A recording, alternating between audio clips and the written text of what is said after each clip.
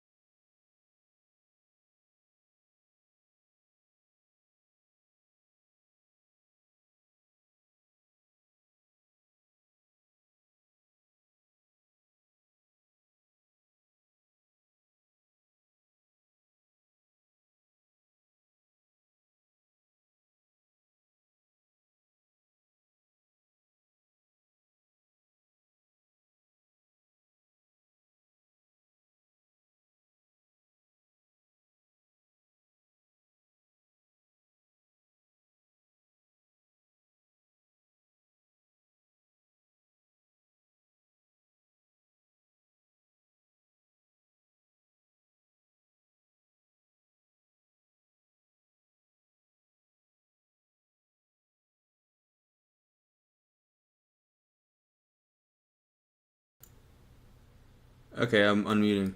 So they can hear us now. Hello. We're about to Whoa. start. Alright. I totally forgot that since we're starting a new season, we had to make a new, grab new thumbnails for the episodes for the new tier list. I'm Oopsies. working on adding numbers to them. I'll do it. It's been that long. Yeah. Yeah. At least Mad reasonable.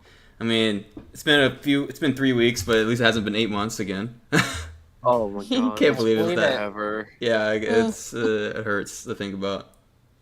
Dude, what am I doing? Download, save. Shit. At the very least, we can at least say that we're finally out of the trenches. That is season 3. Yep. I don't get what your hatred for the season is. It's the best season. No, the real thing is that we took so long and procrastinated on starting season 4 because we just didn't want to start this trash season. That's the truth. Okay. Hold on now. They're both tripping. Season Wait a one's the minute. best season. Yeah, let's not get too carried away. Second. Best.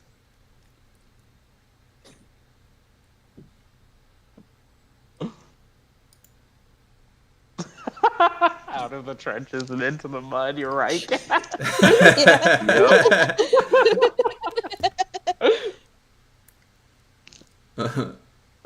Oh god. I can't even. Season 4 is my second favorite, but still. Oh. Yeah, we're just joking around here. Yeah. Are we? Are we so. really? Maybe not. I don't think so. I mean, you know me. I'm the code Lyoko was never good guy. So. Yeah. You got one Gotta joke. tell it how it is. Exactly, and it's always funny. Is that right, Street?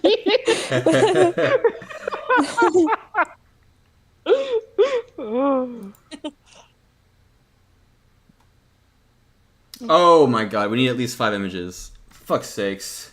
Wait, So what? dumb. Why 5? I can add a random picture though, but I can.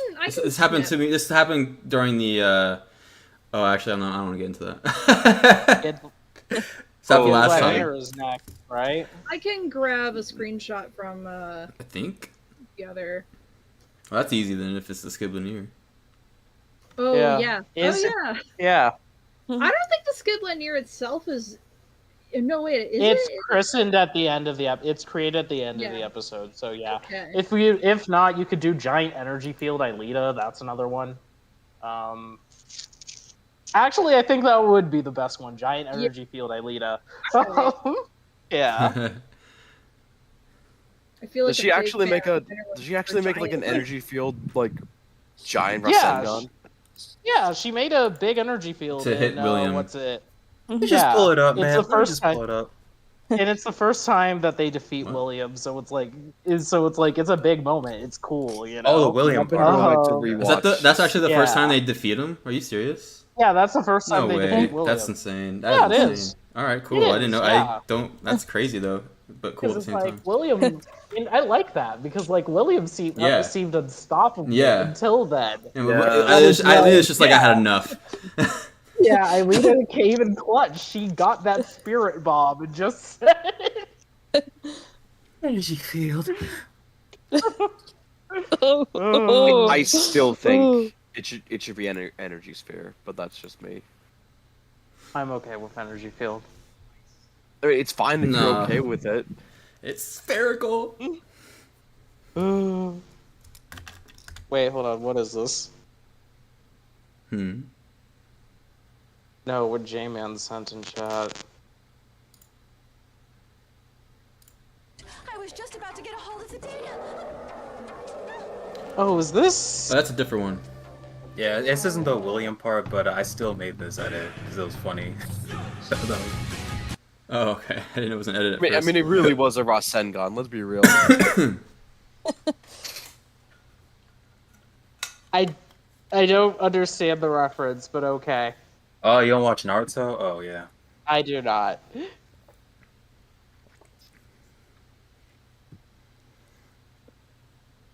Wait, did you change your picture recently, Wazy?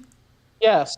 Yeah. When? Just like. on my the day before my birthday. Oh, it's been that long. Okay, that makes more sense. Yeah, like last week. Yeah. Damn.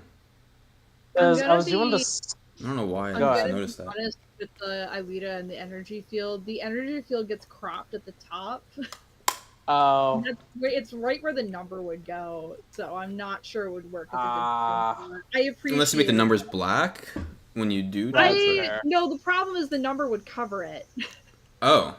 I have to make the number big because the images on the thumb and the thing are so small that you can't see it the number otherwise, and it would definitely, unless I do something weird with the number, which I could, but even then I just don't like. What's the screenshot look like? Yeah. Here. What I'm about? curious. You could just do the skit at the end of the episode, or the Aelita and Yumi high five. That's another one. Would people understand that? I don't know. I'm Oh. kind of not Oh. feeling it. Okay. I was thinking. It's also just like Okay. it's just Yeah, that's Aelita- it's like doesn't right in feel the dead like- middle. yeah, especially because this just doesn't scream Skid Near to me. That's fair. So All right. Skid it is. I know we don't normally do this, but I kind of liked the opening card because it shows the Skid Near. Oh like, yeah. model. Here, let me. It's like it's a wireframe, right? Yeah. Yeah.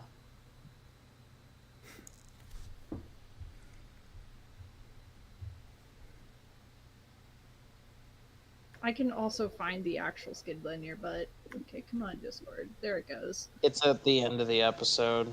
There's the beginning. There's also. I feel like that's too. Wouldn't that be too small on? You're right. I realized that after I posted it. There's also Jim with the Sumo magazine.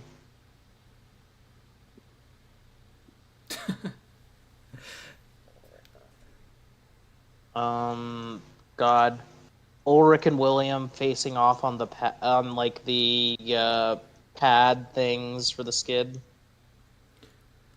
That was pretty dope. I guess just get a good shot of the skid on the dock. I kind of like the idea of doing like the wireframe because here, The one that I'll you just show posted? you. Do you have a shot of the wireframe? No. I have another wireframe. Oh. Is there one? Because you said there was one in the beginning. Is that unless that's the one right there? But That's the one in the beginning, but they show Weird. some wire meshes on Jeremy's screen as well when he's explaining what it is. Yeah.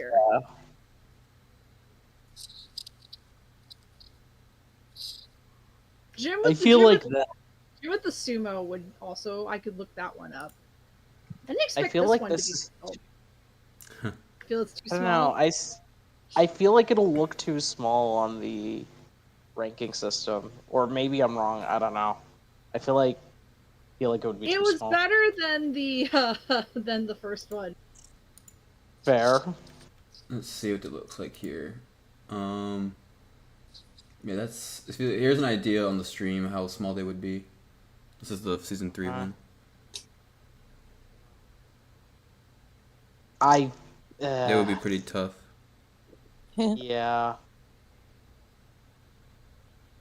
Oh, this one maybe here. Let me take another screenshot. Also, we do see wireframes of the skid throughout the season. That is another thing. Oh, I forget about that. Yeah. That's a good one. Yeah, why don't we do this one? Mhm. Yeah. Because I imagine That I'm works. gonna use the skin near in other screenshots, like for Maiden Voyage, for example. Maybe. I don't know. Yeah. Lost at Sea. We I just don't feel like- actually. Yeah, this is the introduction, but we don't use it yet. Which is the Scubaneer have the? That's has the fight in it, right?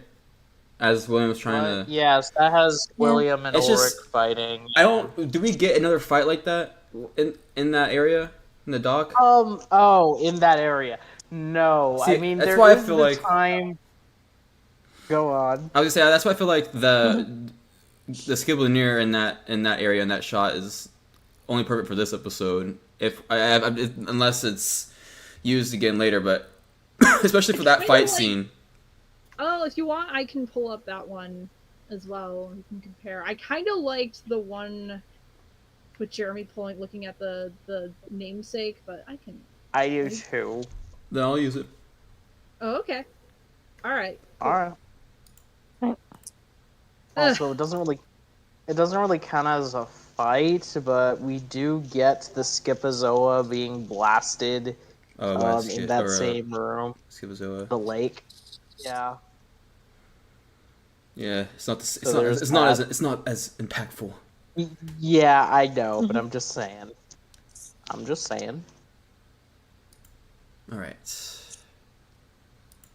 All right. 30-minute mark as usual. Here we go. Let me just add Yeah. the pictures.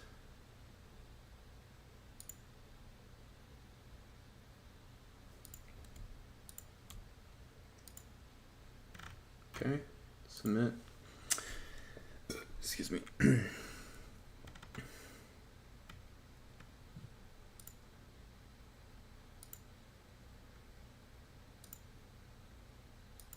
Damn it. I didn't know William Returns is a 2-part episode. Is it? Oh didn't know wait, that never either. mind. That's double take. I'm dumb. Yeah. Never mind. Oh goddamn. Well. I thought I was clever there. Damn. I Dude, what? clowned myself. That's weird. I don't have a. You know how the scroll bar is on the right? I don't have a scroll bar. What the fuck? That's weird. So I'm trying to get it perfectly on the Hosanna. stream. I guess that's the best I could do.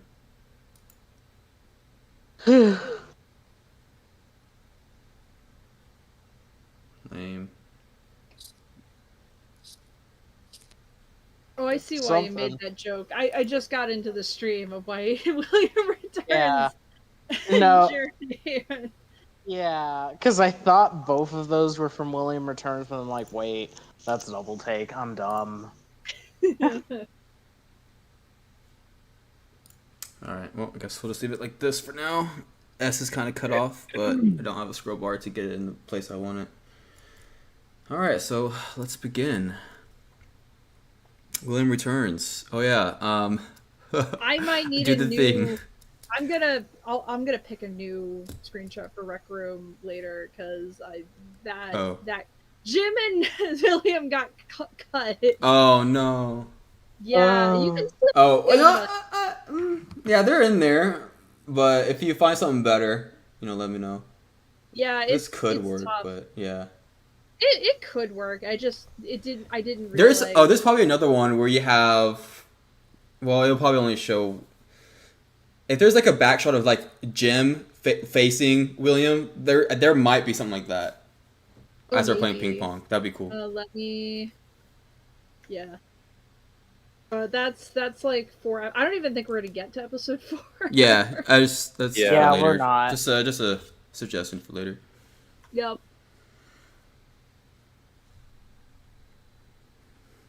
Also, if anyone on chat hears me sniffling, it's because I'm just recovering from a pretty bad flu.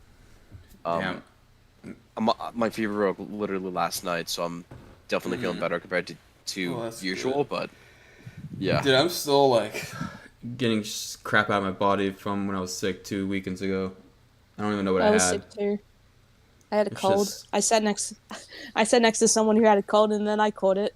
Dang. oh, I'm sorry. last- I don't know. I've never like after getting sick and like being congested, getting it all out. Like I've never had it last this long. Like me blowing my nose, like still 2 weeks after. It's no, insane. for real, it sucks.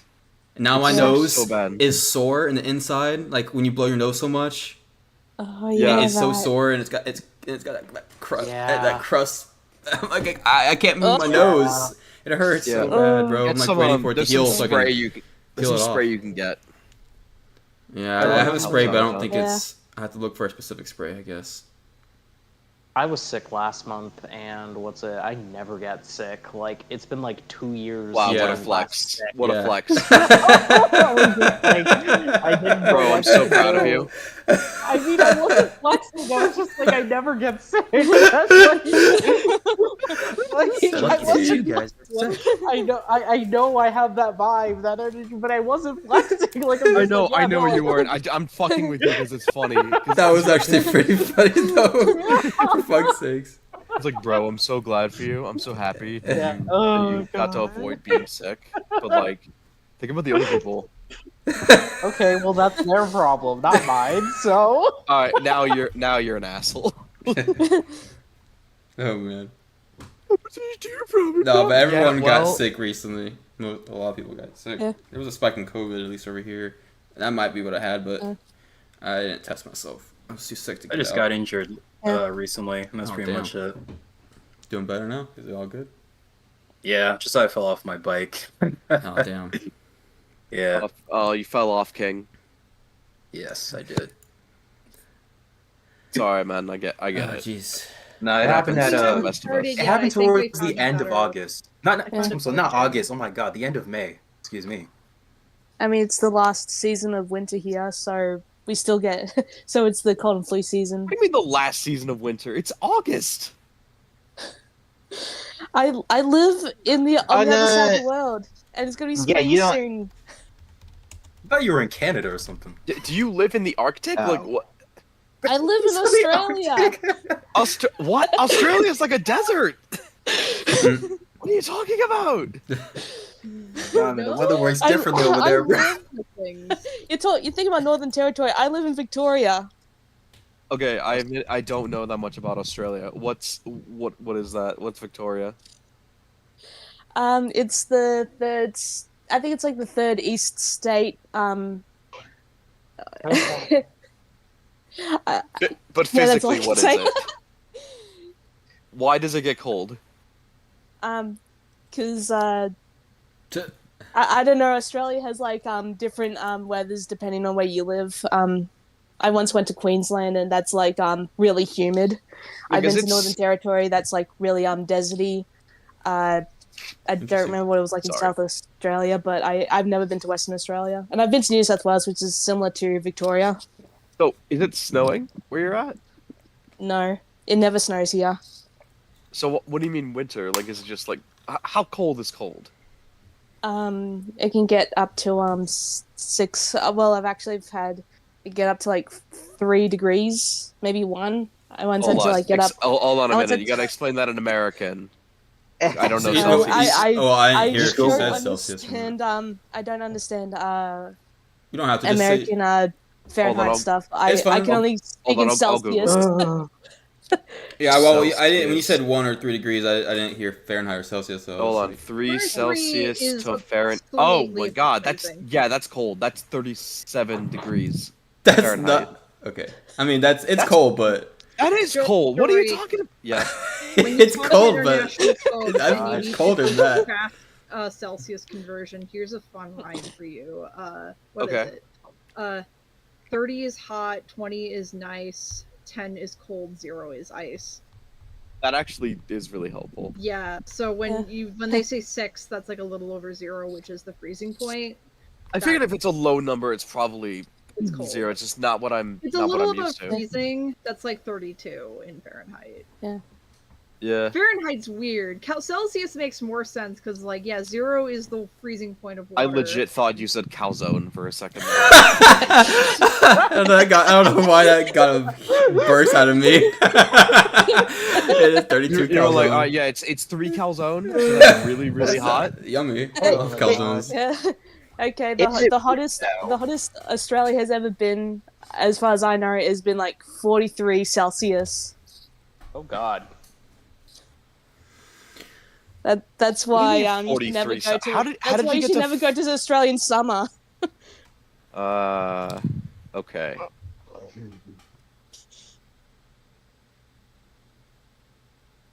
Is Fahrenheit really weird though? I mean, we're Americans. We need big ass numbers. When converting, we it need is big ass the math. numbers. The converting, Yes. the converting math is the weirdest shit. Yeah, when you convert it, it's It- really, really strange. But I Yeah. do like to use it just because of the it's really it's mainly for the feeling, not For the feeling? boiling. What does it feel like? Like your body, like how it feels as your Fahrenheit body. gives more nuance. Oh, okay, because to gives me you- it was like, oh man, oh this feels amazing. Oh my god. No. Oh, It's like it's just that Celsius I don't know. Fahrenheit. Oh, It's such a I hate I've I never hate felt talking like about that in it. summer. God. Because like Fahrenheit 60 gives something you- Celsius is like, oh man, but like Yeah, no. Yeah, that that's really not explained it good. to me. I know it's like I know, but when you but 100 degrees Fahrenheit, 100 just sounds like super hot when you're going by like body temp, and but I mean I obviously think Celsius is easier when it comes to boiling point and freezing point. I just like using Fahrenheit for like it's such hard to explain. It's just I don't know how to explain it. Fahrenheit gives more degrees in general. Like a single degree increase in Celsius covers way more range than like Fahrenheit. So Fahrenheit gives you more nuance. That's why it feels different. Interesting. Code Lyoko. Yep. I mean, I hold on. laughed. Wait a minute. That's Wait a second. fine. Does France use Celsius or Fahrenheit? It uses Everyone Celsius. uses Celsius except for the States. America and a few Yeah. minor countries still use Okay, so it's Fahrenheit. kind of relevant because I'm in America. I don't know a damn thing about. Oh my god. See, this Oh, is yeah, why I yeah. made it. I learned about Yeah, let's hear you talk, buddy. Let's go. Let's hear it. Making a shit on me this time. Let's hear it. Wait, what? Who? You, me, now in Oh. the back alley of a Denny's. Ah, shit. Okay. I'll get my switchblade. I was Don't tell him. Whoa, bro! I was just gonna bring my Switch. I was gonna challenge you to Smash. What the hell? Oh, sorry. Then, Bro, remove you're the getting blade. hyper- Going to the I back don't alley of appreciate Denny's. it. to Just- smash. I really don't Just- appreciate your just- hyper aggressiveness. My bad. Let's go smash. Use next Smash Brothers? They're going to smash in Another an place. alley of Denny's. We're not doing that. But No. for legal reasons, that was a joke. But Yeah, I'm also joking. I wouldn't Yeah. bring my Switch. I'd bring I don't know. I I'd bring a someone's breaking in your GameCube. house. I'm because I'm like, hey, I bet you can't beat Wind Waker faster than I can. damn, you're probably right. I've never played Wind Waker. You can't beat me in a race of Sonic Me neither. Heroes. All right. Listen to me, buddy. So what you're gonna do Well, is Sonic you're gonna Adventure get a 2. legitimate Wii U. You're gonna get a Wii or a Wii U or a GameCube, emulate it, and you're going to get a very real copy of Wind Waker, emulate it, and you're going to play it legitimately with the game controller. Use whatever you want, and you're gonna have a really good time. I understand. Oh man, GameCubes are so expensive though. But hey, I'll figure something out. Oh, no, right? Get the All first right. generation. Get the first model Another Wii, number. because I could play GameCube games.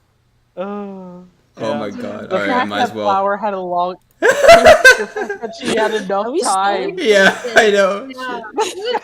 we had enough time, but like, My yeah, God. that's pretty again. They're all numbered. Yeah, no worries. Oh. I'm replacing them right now, and then we'll Thank you, frickin' start. Flower. It's longer than the. We usually start no later than 30 minutes. Who's It's stalling? been 42 I've been now. ready, bro. I don't know what. I've been waiting for y'all to shut the fuck up. I'm done. Damn, What do you it's want? yours, I'm waiting for you Brave. guys to finish with the fucking pictures. I've tried to interrupt, like, alright, I'm ready. Just It's post a GIF or something. Hold on, I'm gonna go ahead and replace these images though, since they're already done. Okay. Oh man. Alright.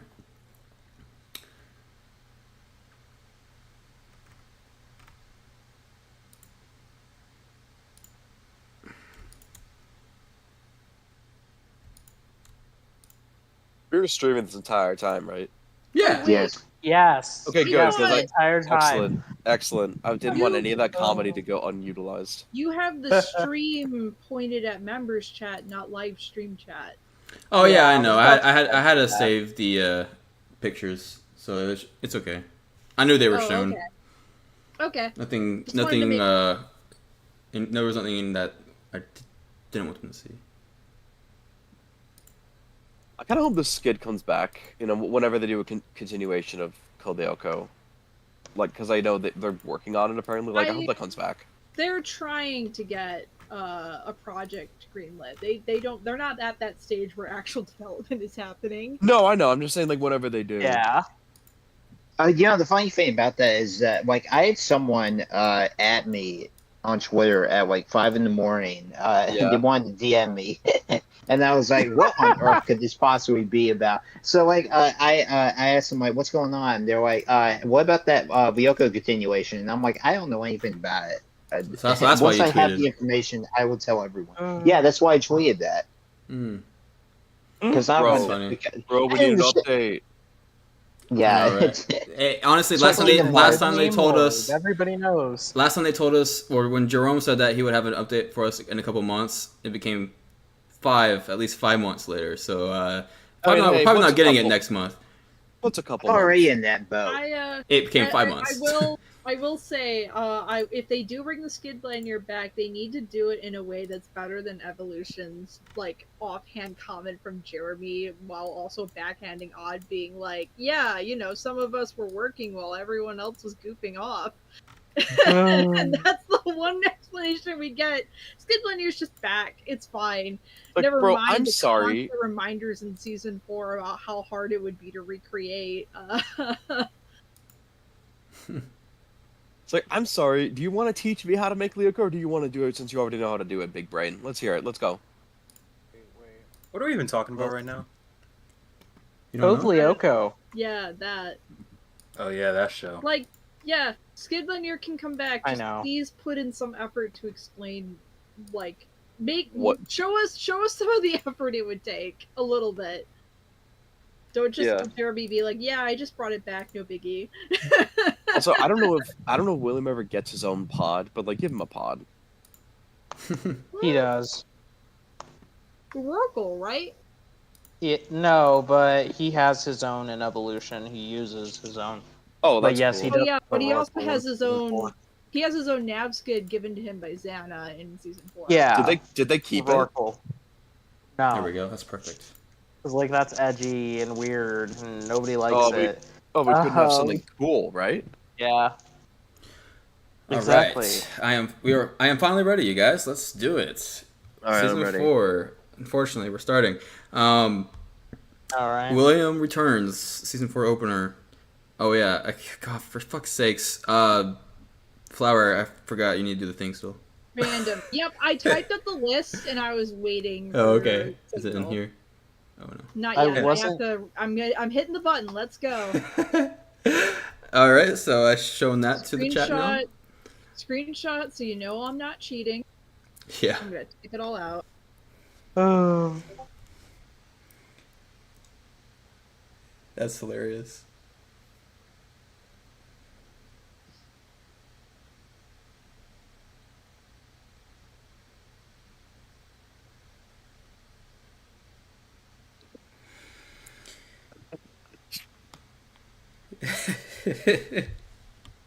You guys ever hear of this show? Oh my god. Johnny Test. Has anyone ever heard this show? iCarly? Johnny Test. Yeah. We need. Yeah. I think we missed the opportunity this year, but maybe if we're still doing tier streams next year, I just like the idea we come on like April Fools and we're just like just talk about some other show. Johnny I'm Test. here for that. Link your secrets. Show. Yes! I was thinking of that too. Would be fun.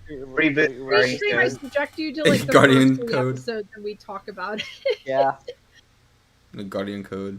That's We it. should all watch Reboot the Guardian Code and Oh review. god, don't do it. No. It's a good April Fool's joke. That would actually be interesting. There we go. Oh. It up. Why does Wow. this? Okay, I don't mind know why being this third. always happens to me. Yeah, I don't mind being third. That's all good. The random.org has spoken. Okay. Take it away, Rockman. Screenshot. Oh shit! It's me. You're up Hi. first. You gotta talk Oh about yeah. William boy, Return. William Rock and roll, returns. That's buddy. usually the case. Oh god. All right. Give me a second here. Damn, I Damn. was not expecting to go first. Why not? I wish I was first for double take. I just give me a second. My thoughts. Gotta talk about William. Wait, what the hell? He Oh, returns. yeah. Let me just pull up the video just so I can skim through it real quick.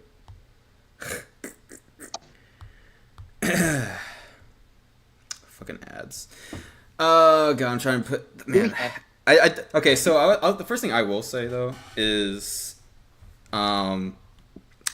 this season opener is not the strongest. I don't hate the episode, but it's I guess out of all the, no, it's better than Teddy Godzilla, maybe. I don't know. It's I was like, what about that? season 2 and 3's openers were just better in my opinion. Wait, what was season 3's? I don't even remember season 3's now actually. Oh my god, I'm so bad. Go -1. I can't believe it, Cam. Mine's Actually, no. Straight to heart. Never mind. Yeah. I can't believe you just said that. I don't remember what happened I in that can make- episode. Backfired He's at not you. wrong. I can make those mistakes because I don't watch Code Lyoko. Remember? We discussed that. I did it earlier in the So- stream, I think. You're like, this is why I don't have to rewatch it because I know it so well. Exactly. And now I'm saying, see, you're starting to understand, Cam. I'm the Gaslight King. Oh my God. When it's necessary, I know the show. It's great. And when it's not necessary, no, I don't know the show because I don't have to watch it. You see, it benefits me and like the rest of you, which just, you know. Shut the fuck up. What? Continue. All right, so yeah, this episode is it's pretty good, but it's not like the best, especially with season openers.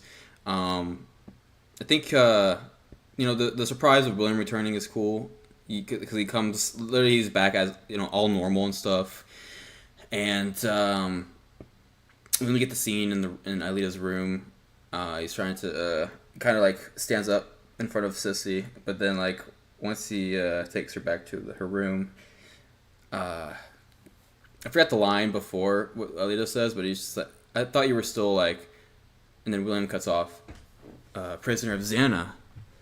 Is that it? Or something like that. And that's where the plot twist comes in a little bit. Just like, oh shit.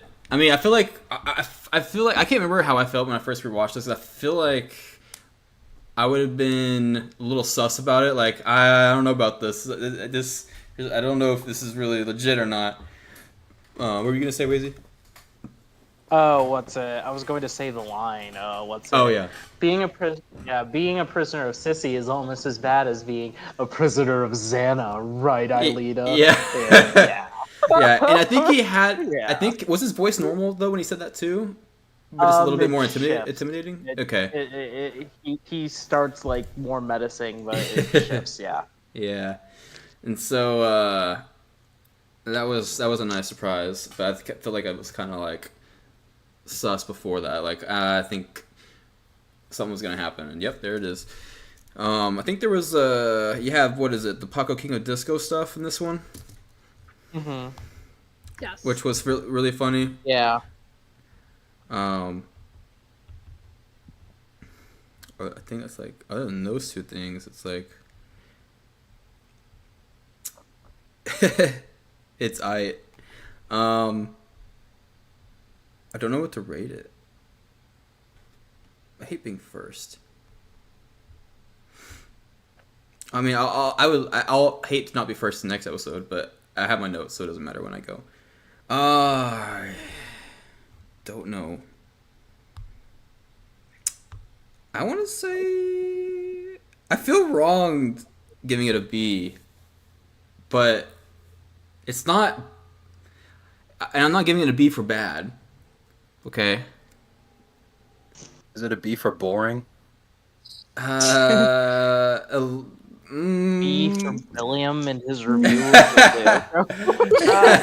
Sure. God. It's just kind of it's just kind of like it's not mid, but it's like it's in the between of really great and mid. So I'm just gonna.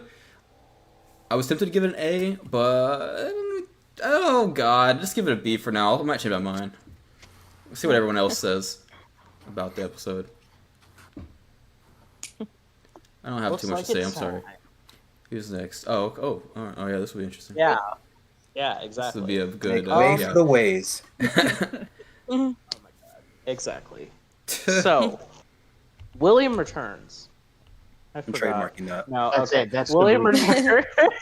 William returns. William returns is a really fun episode when it comes to just as far as season openings go. Actually, while Cam says that it's one of the weaker openings, I actually enjoy it quite a bit.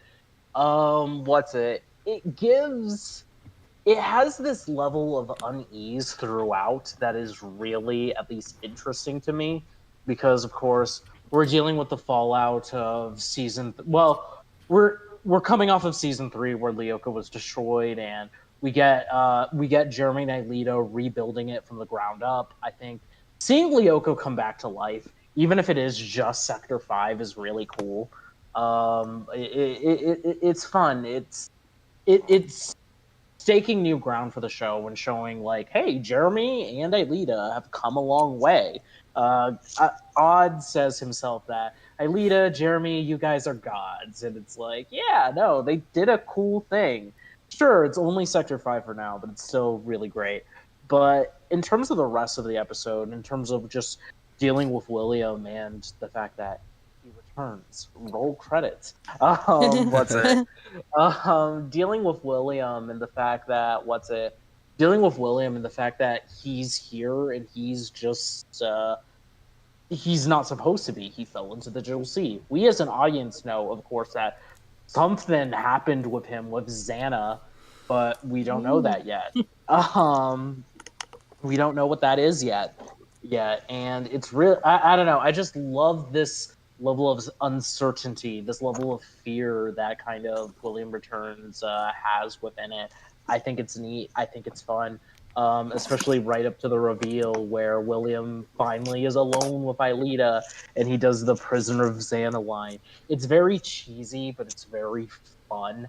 I think it's a real. It's both in the moment. It's like, oh, and like outside of the moment, yeah, it's really funny. It's dumb, but like I think William Returns especially really leans into the sort of B-list horror movie vibes that season 1 especially had, which I really like because, yeah, we have William chasing Aelita around Lyoko to, again, the inferior William theme, but the William theme all the same, because it's like, and like, for a first impression, it's pretty scary. It's new music in Code Lyoko, like, is something. Especially season 4 does a lot of that, and I really like that because it sets its own identity. But it feels very familiar yet very new because it's like again the B-list horror movie thing. You have William chasing Alita around the halls of Sector 5. You have no idea how or why. Why does he look like this? What happened to his Mr. Puck outfit? Now he's in this weird Xana suit thing, and like it's it's scary, it's weird, it's exciting, it's fun.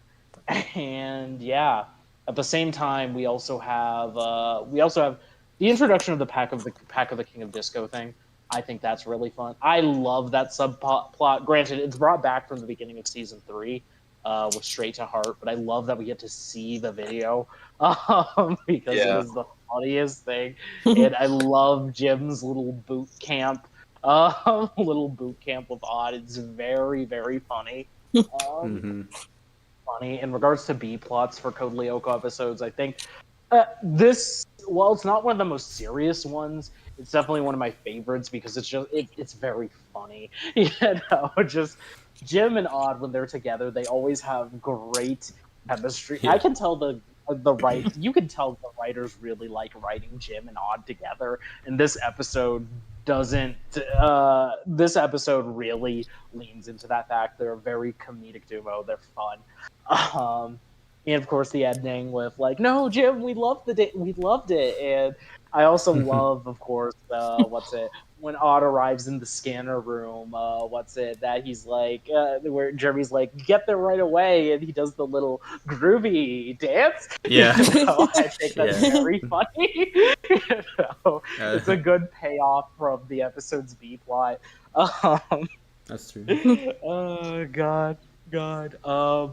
William, of course, is very incredibly imposing, and is incredibly imposing in terms of a first impression. He nukes Ulrich. He nearly has Yumi fall into the digital sea. We get to see the outside of Lyoko not the outside of Lyoko, but the outside of Sector 5 for the first time. This expanse, this void. It's really it's a lot of nothing, but it's really cool. I liked seeing that. And Yumi, again, nearly falls into the digital sea. Can't believe it. Yeah. Always fumbling. Maybe I should put it to A now, actually. Exactly.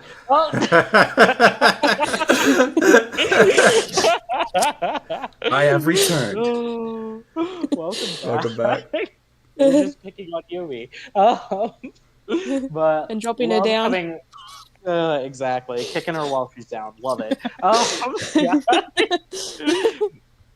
But no, oh my god. Love Odd coming in with that save with well, actually, no. Oh god. Love Odd coming in with the save with the Odd coming in with the save is in Double Take, isn't it? Or no, he shoots Yumi. He shoots Yumi in this episode. See, this is me not watching the episodes finally coming in. Why Odd is a P character? Yeah, these because like the end of this episode and Double Take are a little similar.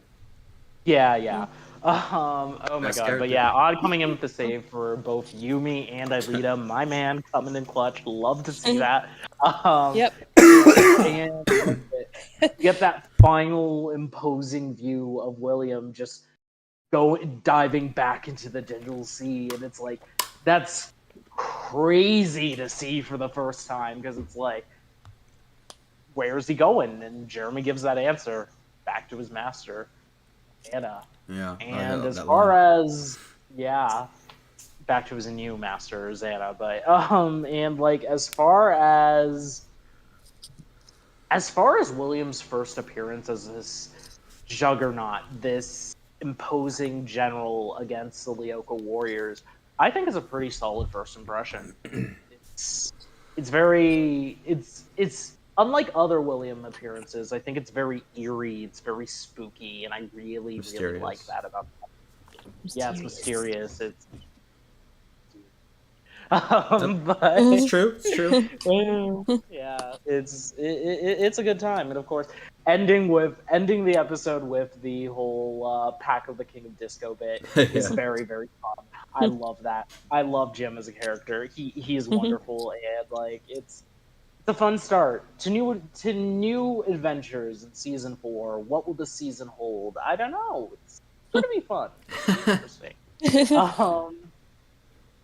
I know Yumi and Ulrich have some stuff in this episode, and well, I actually forgot. Genuinely, I actually forgot that one. So somebody You else will talk forgot. about that. And yeah, I forgot. I forgot. Somebody else will talk about that. Probably Flower. And, I think I forgot on my notes too. yeah, we'll get in. I'll probably chime in there. But oh yeah, also the Millie to me. I didn't talk about the Millie to me and Sissy Cadogan subplot, but I think it's very fun. What's it? I think that Sissy taking control of the Cadogan is a bit of an odd subplot, but a fun one that they make with it. It resolves the tension that the two had at the end of season 3, because like the fact I like that they carried on the fact that the two of them were still fighting since then, and the fact that Sissy being Sissy is what gets them back together, and the fact that they quit is that's such a funny scene, just like possibly won a bet and them walking out arm in arm. There, it's very funny. It's a C plot. Yeah, so yeah, it's rare. Got an A plot and a C plot. Can't believe it. Although, but yeah, no, what's it? In regards to this episode, I don't think it's an S. For as much as I have sung its praises, I do not think it's an S, but I do think it is an A plus. So that will be my A plus. Yeah, A plus. See, I agree with it being mysterious and fun, and the mysterious part being also fun. I hope I didn't sound too hateful in the episode, because I don't hate it. I just yeah. Like as an episode, it's really good. It's really fun and mysterious. But as a season, comparing it to the other 3 season openers, I think I have it. Season 2, 3, 4, and 1 for me. I don't know. I feel like William Returns is a stronger opener than opening act. Wait, opening act. Oh my god. That's the second time, Wazy. Straight to heart. Yeah, I for some reason I can't put all of it together. I have to go back, because like I remember telling myself Straight to Heart I think was better, but I have to kind of go back. But season 2 has the top for me for sure. Yeah, no, what's it? New Order. Oh, such a good episode. Yeah, but all right. William Returns is a pretty good one too. But yeah. Okay, J-Man, it's your turn. All right, pass me the sticks. Anyway. All right. When I first watched this episode, I was like, man, New Order was just like the peak when it comes to season openers, man. It was the peak, and no other season opener got even close to this. But it's like, when it comes to this, I try to think to myself, all right, what is this episode going to do that's new? What is it going to introduce? How is it going to carry on from the ending of season 3? Well, what I got, at least from the start, which I will give praise for, it shows that Xana is starting to understand humans a little better. At least a little better. In fact, a lot better. Because if you would have watched this episode for the first time, not gonna lie, I wouldn't be surprised if somebody got fooled into thinking that was the real William. I wouldn't be surprised, because he really did kind of pull it off a little bit. I totally forgot to mention that earlier, but go ahead and finish. Yeah, so there's definitely that. And I like the idea that I like the idea that whatchamacall, they're starting to acknowledge that the whole like phony like call like Jeremy was doing and stuff like that is not gonna work forever. And eventually it's like they're gonna need to address why William has been absent and stuff. So I do like that they're starting to do that. As for the Millie and Tamiya stuff, gotta say, I wasn't too interested in that. It was just but it's like, I like that they are trying to give more life to these side characters in Caddick, aside from, the usual Lyoko warriors and stuff. As for the whole Paco de Disco thing, I completely forgot. Was it revealed who? Like, let's say, revealed the whole Paco de Disco thing? Was it Sissy who played that joke on? Yeah, it was Sissy? Yeah, I completely forgot. Yeah, but I do like Odd, let's say, receiving like a punishment. I do like the fact that he was receiving a punishment. He was stuck in the gym. He had to practice the dance, or else like what? Jim was gonna switch Odd out of his class or something like that. It's like He I did threatened like that he to. was. Yeah, it was really really cool seeing that, and I also liked the how Paco de Disco actually came back at the end of the episode. That was a great way to end it. It was really really nice, and Jim still got it, man. He's still kind of awesome as Paco de Disco and stuff. So that's really cool. As for the actual Lyoko scenes, they were actually done really, really well. I did like everything in Sector 5 for the most part. Odd coming in for that save when they were at like the whole the digital sea with the whole desert region thing. I thought that was dope. Odd's little line of "Sorry, William, I leader prefers an actual like gentleman" or something like that. Those are So peak cold. Odd quips. I love it, man. That's why he's the Yeah. best. That's why he's the best. So this isn't like none of these are gonna reach New Order in terms of quality like season openers, but this was like, much more entertaining. I found like it was pretty good. This isn't one of those episodes that I would come back to frequently, but if I had to watch it, I have no problem. It was still entertaining for what it was. It's just that, New Order just put it had like whatchamacall. New Order just set like new boundaries that I don't feel like any other season opener can do. But overall, it's a good episode. As for the ranking, that's the tough part because it's definitely not a B, but it's not really an A either. So and it's in that midpoint for me. But So is Yeah. this a B plus or an A minus? I would, yeah, it's a B plus. I wouldn't say it's an A. It's a B plus. Yeah, I'm with Cam on this one, buddy. We're pals. We weren't pals before. Well, all right. that's pretty much my take. Yeah. All right. Oh, B it buddy. is. B for buddies. Oh. All right. Who's next? We got Colton. Colton. Geez. You know what? You could probably skip me until the very. I don't know. You can skip me Why? for now because I'm playing Fortnite right now. Oh, I'm in the middle of something. Oh my Sorry to God, skip, bro. Colton. Legend, boys. Colton. Oh man. All right. It's not like as if you could pause this and I could just go and do something else. So All right. You well, play Fortnite Gun streak. without me. I play something I can pause, so when I need to go, that's hilarious. Well, that's good to know. All right. Well, we'll skip Yeah. you. Kat. Get out. you can blame my Disney turn. and Square Enix for me playing Fortnite. My turn. Yeah, I'm still. or you could replay Kingdom Hearts, or you could grind for like the Ultra Sword. I wait. No, well, You hold can on a minute. pause Now, the to be fair, I have been playing Chain of Memories. So, but that was yeah. So, not like as if I'm not doing that. I'm just patiently waiting as usual. I'm a patient waiter. The Koyoko, Kingdom Hearts, anything really. Yeah, you sure are patient. Sure. Yeah. 10 kills on the board right now, just like that tomato. Got him. Just X it down. Got him. Oh my god.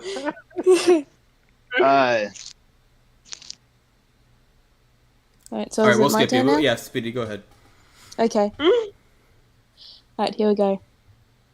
I like how interesting this episode can get with the reveal of Xander William and seeing how he is in action. I like the ominous scene where after Sector 5 had returned, the scanner opened its doors and we have yet to see William. It's also pretty interesting to see how Xander was able to act exactly like William without any robotic signs.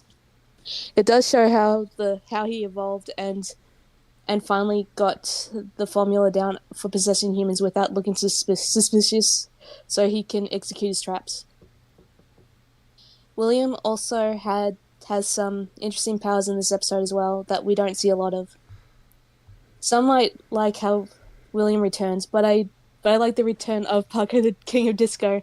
I like how when the secret was revealed, a lot of the students liked the video and praised it, and I like how Jim embraced the popularity of the video instead of getting upset and embarrassed. And even gave his fans a live performance at the end of the episode, which is nice of him.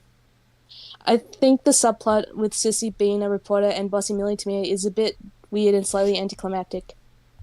I do also kind of think that it's a bit off for Jim to blame Odd for revealing his secret. Sure, it's not out of the ordinary for Odd to do something like that, especially season 4 Odd. but last I checked in Code Lyoko canon, Paco the King of Disco is on the internet for everyone to see if they look it up. And even if Sissy wasn't eavesdropping, someone else would have looked it up. I mean, if Odd didn't reveal Jim's secret, then where did the photo come from? Even in the 2000s, anything online would have been hard to scrub off like that. Jim getting Odd to recreate his Paco scenes is a bit cruel and unusual, but I'll admit it is kind of funny. The return of Sector 5 is also pretty interesting too. During the battle, I would have liked it if Aelita was able to finally hold a battle on her own. I might be misremembering, but I could have sworn there had been some episodes where she held out on her own with stronger enemies and with the energy field attack. She could have at least been able to somewhat damage William, even if the damage isn't that great, and not get captured twice in a row. Also, at the end, William just gives up. Like, he managed to keep himself floating in the air after the mantis he's riding on devirtualizes. His pride is ruined after Odd foiled his plans and he runs away. And that's all I notes. Nice. Those are good notes. What's the thanks. rank? What's I your think rank? I put it in A tier. All right. I'm surprised you said A after all of that. Yeah. I was expecting C. C? I was expecting a B. Yeah. Or For Code Lyoko. Yeah, but I'll put it in A Oh tier. my It's God. a good Anyway. episode. I have notes, but then I realized I code next, so I'll wait. Well, now it's your turn. Okay. Unless Colton's ready, but... Colton, are you? No, did you get that? no, I'm epic still battle not ready. Well... All right, go ahead, Just more important Flower. to you. Okay, let's see. Yeah, so just to respond to Kat's thing, actually, this is actually something that's got brought up before when we talk about William acting natural. I actually suspect that's not Xana pretending to be William. I think that's William who's just had his subconscious altered by Xana. Yeah. To do his, to follow his orders. And I know that's unusual with possessions, but William's whole case is very special. Mm-hmm. Indeed. So that I actually prefer that take. That is William. It's just there's something off about him. I prefer that over this is Xana doing a really good job of pretending to be William. I mean, it could be that Xana had access to literally everything that made him him. So like, it's not impossible. Yeah. I prefer William with an altered state of mind. And maybe Xana's like threatening him, like. Yeah. I like the way I see the Warriors when they go to Lyoko, what's happening to their minds is it's turning into a program is created that represents their mind, and Xana is smart enough to know how to manipulate that to some extent. Not fully, because minds are crazy complicated. Even we as humans can't fully understand it, but Xana just went in there and just put in he tinkered around a little bit in there. That's the take I go with. It is mostly William, but then again William just turns into a zombie when he's on Lyoko, so maybe Xana takes more direct control there. But on Earth, he's be natural, but also when you get a chance, you gotta kidnap Aelita. Two, in regards to Paco the King of Disco, I think the internet is just a huge sea of things. And while, yes, anyone could just look up Paco the King of Disco and find out about Jim and his role in it, I don't think anyone would naturally think to do so. Yeah. I'd only thought to think about that when he found the picture in Jim's room, and Sissy only thought to do that when he overheard Odd talking about it. Oh yeah, Jim was great in Paco the King of Disco, and she's like, that's interesting, let me look into that. And she uses that story to get into the Caddick news. So funny. Actually, something else people haven't brought up yet, I like the Paco the King of Disco subplot is nice in the fact that it reckons it's a follow-up from the last season opener, Straight to Heart. I am not saying Rec Room or Double Take or sorry, I'm trying to. Oh my gosh.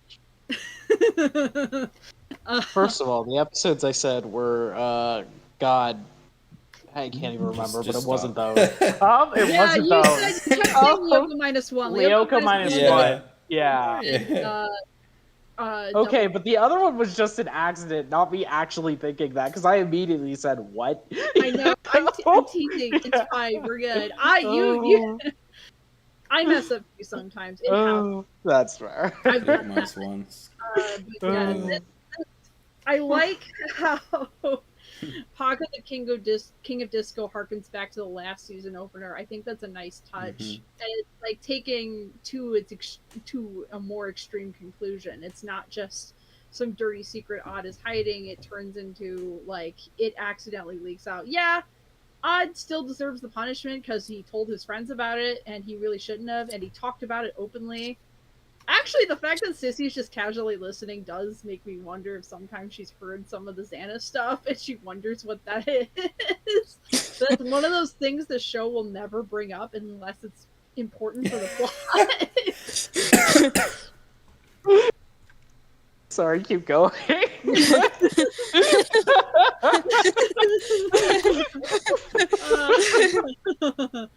Yes, but I appreciate it.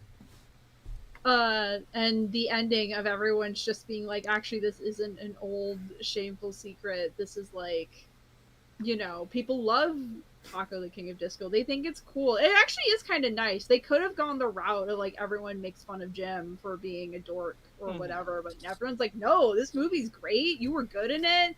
You're a celebrity and we want your autograph. I think that's really wholesome, and it just ends with the dance.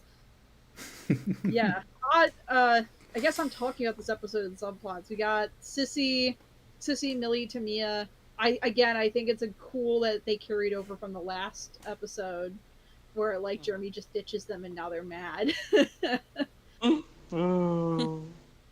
And using that as a way to reveal William twice. They use it to reveal his return. Honestly, that whole scene where they're just confronting Ulrich, like, wait, where is William? And he's like, well, you know, your dad got called by his dad. And Sissy's like, how do you know that? And that's like, yo, they actually had a warrior fumble the lie. Or you're not supposed to know that. The way Jeremy rolls his eyes, but yes. Jeremy is the ultimate sass king. And then William showing up just saved all of them. Are you talking about me? And then we have like the scene where Sissy comes in, just be like, hey Aelita, you're a mystery girl, we want to know your entire backstory, please, like right now, actually. And I'm like, you know, I know Sissy's being mean to Millie and Tamiya, but this does feel like something the Kinetic Body would be interested in. Honestly, it's bad for the Warriors because they don't have their cover story isn't that strong, but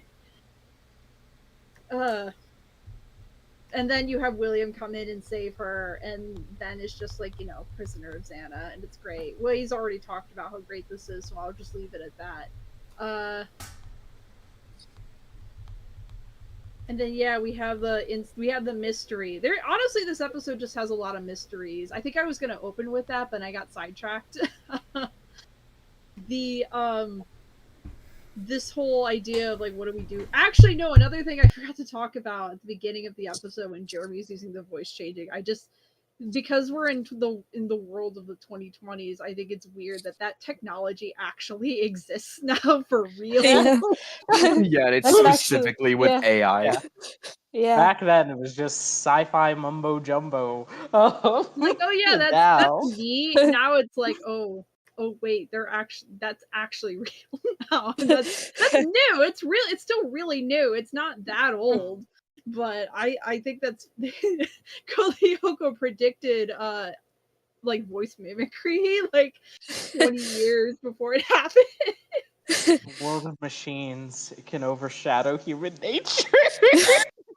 I just had to point that out. Man, did Lyoko just like... Did Lyoko pull a Simpsons on us and just foretell everything? Technically, you could argue probably. Star Trek also kind of showed off that sort of tack with the advanced simulation and like being voice, like taking voices and mimicking. Like it's implied that's a thing it could do. So it's not a new idea. It's been around for a while, but I just think because we're here talking about the specific episode, like, yeah, a voice changer. Granted, I know this isn't even the first time Jeremy's brought it up. I think he used it in another episode. Wait, did he? He did. Yes, he did. Stern, Belpaw, things are getting hot in here. Yeah, I'm trying to remember. Oh yeah, he was Dumbass. That's right. Later. That's before this episode. Yeah. Oh, is it? Damn. Is it just before this episode? I'm trying to remember what episode. No, it is before. Sorry, I thought you said that was this episode. It is before this episode. Yeah, no, I thought. Yeah. Yeah. I can't remember the exact episode. Yeah, the Hot in Here is a different episode. He does it again in double take. Like the tension, Orc's trying to get him out, and the has to call and to get them out. He does it to Delmas in the next episode. To be William. I mean, we do have AI Gen music in Killer. Yeah. Oh yeah. This is true. Bro, we are literally years away, like, now. And I mean like single-digit years away from having our own Xana, and I'm not even kidding. Let's go. All right, Lyoko Warriors, we're here. Who's going to the factory?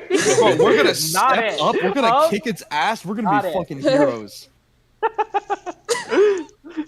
It's gonna be so dope. I'm gonna slow walk away from an explosion. I'm gonna run straight into fucking Scanner and just be like, "Put me in, put me in." Beat me up, Scotty. Sorry, it's still your turn, Kat. I apologize. No, it's my turn. I will say, I'm surprised that Code Leo, I guess it's probably copyrighted, but they've made a lot of references, but I'm surprised they never said, beat me up in an episode with the Merc Yeah. Anyway. Beat me up, They Jeremy. referenced Rambo at one point. Yeah. Well, they will now. Maybe in the future. Maybe. But yeah, go on, Flower. Yeah, so I wanted to mention that at the beginning, and then instead I focused on something else. That's okay. Trying to think. We have the odd. The Sissy Million to Mia subplot is fun. It works for this episode. Part of me wonders what would happen if they went a wildly different direction and Sissy actually became a better person and started taking the job more seriously, other than just using it as a way to boost her own power and mess with the warriors. But for another time. For what we got, it was pretty fun. Let's see. And then we have the main plot, the mystery. William returns. Why did he return? We're not sure. Well, we know at the end of the episode. We get William's new outfit. We get Aelita's confusion as she wakes up and sees Xana William for the first time. Yup. Yes. Yeah. Man, it sucks that she never made it to be a warrior. I get why she didn't, but it sucks. That is a whole discussion, but Yeah. Yeah. I'm just sorry. I'm sorry. I got a bad habit about that. You're okay. Yeah, it's cool. Let's see. Yes, the other warriors join in. I remember because I watched this episode today. Like, there's a cool moment where Aelita's wakes up, sees William, tries to get him to fight, and then she does some kind of maneuver, with an energy field, gets out, and then just starts running. And I'm like, hey, she's not a total damsel in distress. She does later get cornered though, unfortunately, and then she gets captured again. But she's getting better. Mm-hmm. And yeah, it's been pointed before, when they have William defeated and he comes and then he the manta's gone and he's just floating in the middle of the air with the sword. It is really cool, even if it's also it does feel like William has cheat codes. Xana gave him cheat codes. Yeah. And he's got all the power, and he just goes into the digital sea. And everyone's you go to the end, and everyone's just what is going on? What is Xana doing? Like, he's got the keys, he's got his freedom. He tried to destroy the supercomputer, that didn't work out for him, and now he's trying to put Aelita in the sea. What is up with that? Such a mystery. No, but genuinely, it is. When you're watching for the first time, it is a genuinely good mystery to end this episode on. Well, and then you get Paco, which I've already talked about. So yeah, this is a solid A for me. This isn't as strong as what is it? New Order. I think New Order is still superior, but this is pretty good. This is pretty fun. I'm gonna go with an A here. I've been talking for a while, so I think it's either Colton or Jory. Yeah, I can go now. Actually. All right, cool. Go, Colton. Oh, yeah, you got the Fortnite? Victory Royale? Yeah, I'm done. Let's go. Yeah, Flower tends to talk for a while, so that bought me some time. Yeah, you're not wrong. Congratulations. All right, William returns. Okay. That's it. That's the whole show. William returns, or a whole episode. Credits. Yeah, just roll the credits right now. So, first part of the episode. Sorry, go. First part of the episode where Jeremy used the voice synthesizer. Yeah, I didn't think about it until now that, yeah, they predicted AI intelligence growing this quickly.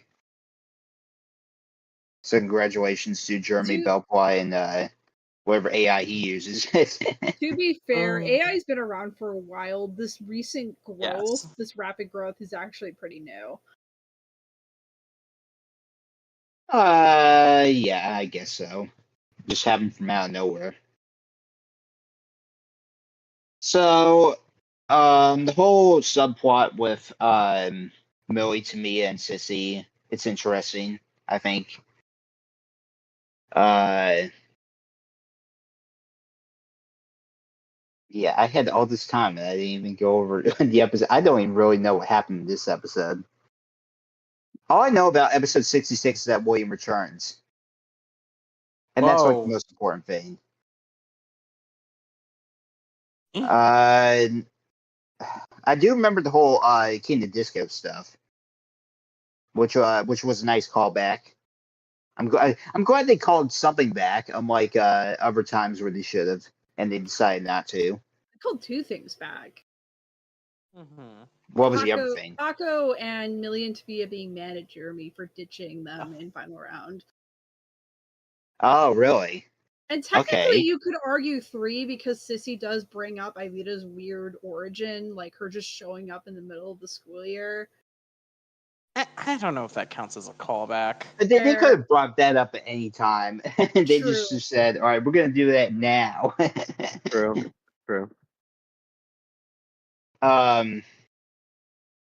There's a lot of Lyoko stuff where like William is kicking ass and taking names on everybody.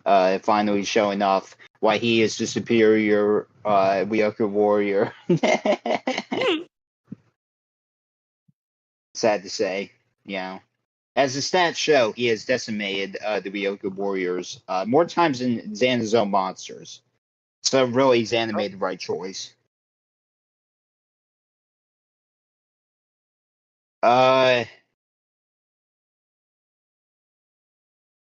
There's not a whole lot to this episode, I don't think. But it's still important nonetheless.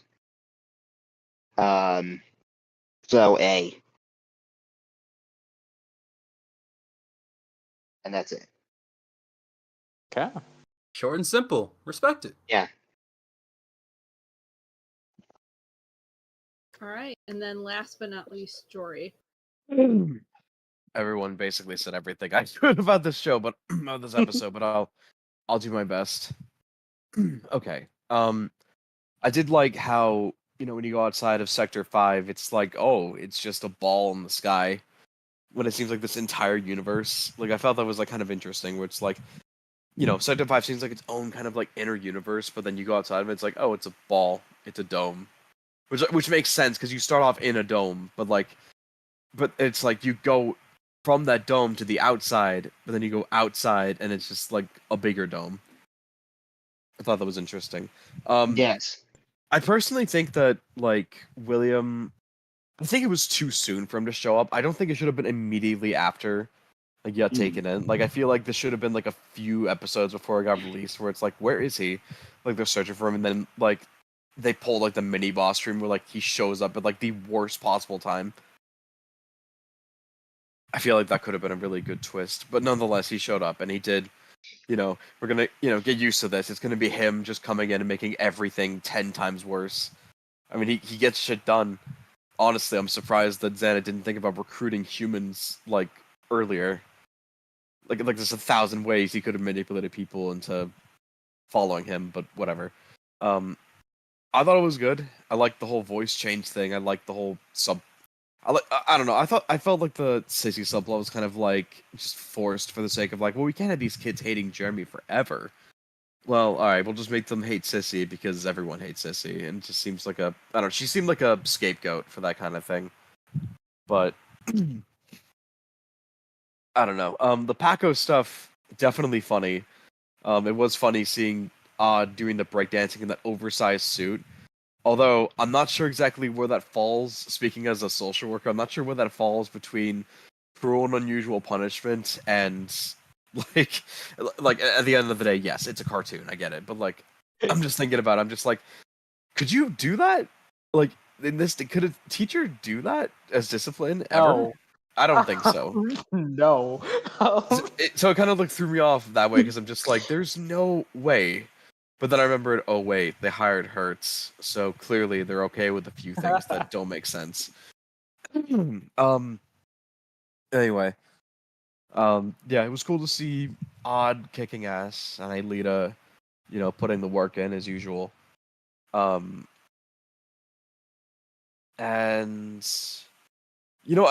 gonna write it off the few people that talked about this. I really did love how Jim leaned into the Paco love. Like the school saw the true him for the first time instead of him, because like I think I don't know if they intended to do this, but it kind of seemed like a character growth moment for him where it's like he tried to be someone he wasn't for this entire for most of the series, like tries to be this offhand commanding kind of presence that tries to keep everyone in line and everything, but at the end of the day he's a goof just like everyone else, and this kind of showed him that he can relate more to the kids if he just shows off his true self. So he kind of learns to be more of his real self than to be. He's more than a teacher. He's more than a gym teacher. He's a person. He acknowledges more the person side of him than the teacher side of him / den mother side of him. Which granted he has to be, because he has to be a den mom every now and then, but still. I just thought that was an interesting kind of observation that I kind of made while I was watching it, where it's like, he just seems a lot happier now in these future episodes because he's able to just be him, and he had his biggest secret dumped out, and instead of being joked around and ridiculed like he always is by everyone was like, this is awesome, you have amazing moves, this movie is great, this is funny, this is fun. And I don't know, it made me feel really, really happy for the guy. So it was a good episode. I'm not gonna say S. Definitely a lower A for me. I feel like I still feel like they should have waited more before they introduced William back into the story, because he was because I understand it's been months on their end because they had a whole summer break in between, but for us it was end of episode, boom, next episode he's immediately back. I'm going to actually. Sorry. Do you mind if I? Yeah, that was my last point. You can talk. Yeah. Because we're looking at this from the perspective of a show that was being made in the 2000s. So it's you kind of have to do things rather. You kind of have to do things rather quick in that regard. But also, even then, I feel like that they can get away with that because at least from the perspective of I was gonna say in universe, but genuinely in real life when this was happening, we had to wait months for season 4 of. How long was the break between season 3 and season 4 of Code Lyoko? It was at least a decent amount of time. So it's that's in between seasons where I think you can get away with letting something like that loose at the beginning of the season a little bit more because of the fact that at least while it was airing in the intention that the writers that the people making the show had was for there to be that break. Yes, I do agree. In the age we are in now, and even just watching Code Lyoko over, yeah, jumping straight from final round to William returns. Yeah, I can somewhat see where you're coming from with it's a little underwhelming, but at the same time, I feel like William returns also kind of sets the tone for the season. So I think revealing it when they did is fine. But Yeah, yeah, it's not a major criticism. It's just the thing that I personally think. Like, I feel like that's I feel like fair. that would have like stirred up some more drama where it's like, where's William? Like, where is he? And then boom, That's there fair. he is. Because I know I bring up Teen Titans a lot, but I have to say this because like they did the thing where Tara like left with Slade. They had one filler episode which didn't mean jack shit, and then immediately boom, she's back. When like they could have really stretched out that kind of that kind of way to be like, where is she? Is this gonna come back? Like, what's going on? And it would have raised suspense, and I think that would have been a very strong thing they could have taken advantage of. But nonetheless, he's here. Also, I did like this episode a little bit because they made mention that they just deleted the key mechanism because, like, while I did love those moments because it kind of reminded me of I don't know the moments where they gun for the key in seasons 2 and 3 always reminded me a lot of Legends of the Hidden Temple because it always had like a 3-minute countdown. It's always like you have to get this thing or you're fucking dead. And it was always like exciting of like because like each time they got the key, it was always some new gimmick or there was some new way that they do it. Like one time, I think like Odd shot or Yumi and Odd's body shot Odd and Yumi's body toward the key, which was cool because it was anti-gravity. And there was another one where like Yumi does like a kickflip, throws a creeper off a ledge, and then like kicks the button, which was awesome. I don't know. Like on one hand, I'm glad that they they didn't make the character stupid by leaving the countdown thing in, but at the same time, I'm personally a little sad the countdown's gone because it left some good tension there. But given that there's already a lot of tension with William and the fact that they lost so hard in the last episode, on top of the fact that Lyoko is pretty much just a sphere at this point, it's not a big deal to me. It's just something I wanted to bring up. Also interesting that like the outside world was like specifically the desert area because I believe that like I might be pulling this out of my ass, but I thought that the first sector to be made was the forest sector. Maybe I'm wrong about that. Sorry, can you repeat the question? So you get outside the sphere that is Sector 5, and you see the outside. The outside is very reminiscent of the desert sector. Mm-hmm. But I would think it'd be the forest sector because I thought the forest was made first. Mm-hmm. No, God. Yeah, it's desert first. Anyone confirm that? Like, it's not a huge thing. I'm not really sure, honestly. Code Equestria says desert sector first. One of the people in the YouTube chat. So I'm not sure, but yeah. Yeah, I see them. But yeah, I'm gonna say lower A tier. Good episode. It's not. It's no Ghost Channel, but it's hard to match up the Ghost Channel. All right, so that's all of them. All right. Yep. Tier list. So it's gonna be. I think the highest it can be is in the middle. Oh wait, it doesn't matter. Yeah. Doesn't matter right now. Yeah, we're just starting. I know. Oh god, I already forgot. I was gonna say it's gonna be mid A, but it's just gonna stay here for now. All right. So 67 double take time. Do the thing, Flower. All right. I hope. I really hope I'm not last for this one. I swear to God, bro. At least second place because I was first last time. Mm-hmm. God, I need my notes. Where's my notes? It's not even a lot. Oh, jeez.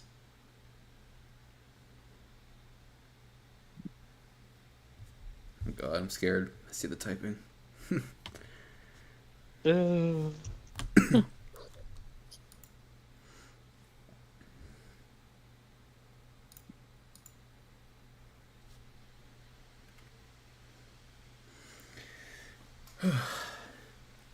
That was about an hour. Dang. We'll see if we can get through episode 68. I don't know, but we'll see. I might give it extra time. Here we go. Damn it. Yay, I'm in top 3 for once. Wow, I have to do a double take at this list. I was planning to make the joke, but I actually got first. So. Alright, bitch. Oh, God. Damn. Wow. Double take. I feel like Double Take is the episode where if not Double Take, then shoot, I believe not the lake. The episode after the lake. God. If not Double Take, then no. If not Double Take, then I feel like there are 2 episodes where season 4 of Code Lyoko truly begins. Like, William Returns. I'm sorry. It feels like it's okay. William Returns feels like sort of the prequel to season 4, the epilogue to season 3, if you will, your Kingdom Hearts 2.9 sort of deal. What? Whereas, yeah, that's real. I'm sorry, can you Oh, hold on? Can you elaborate?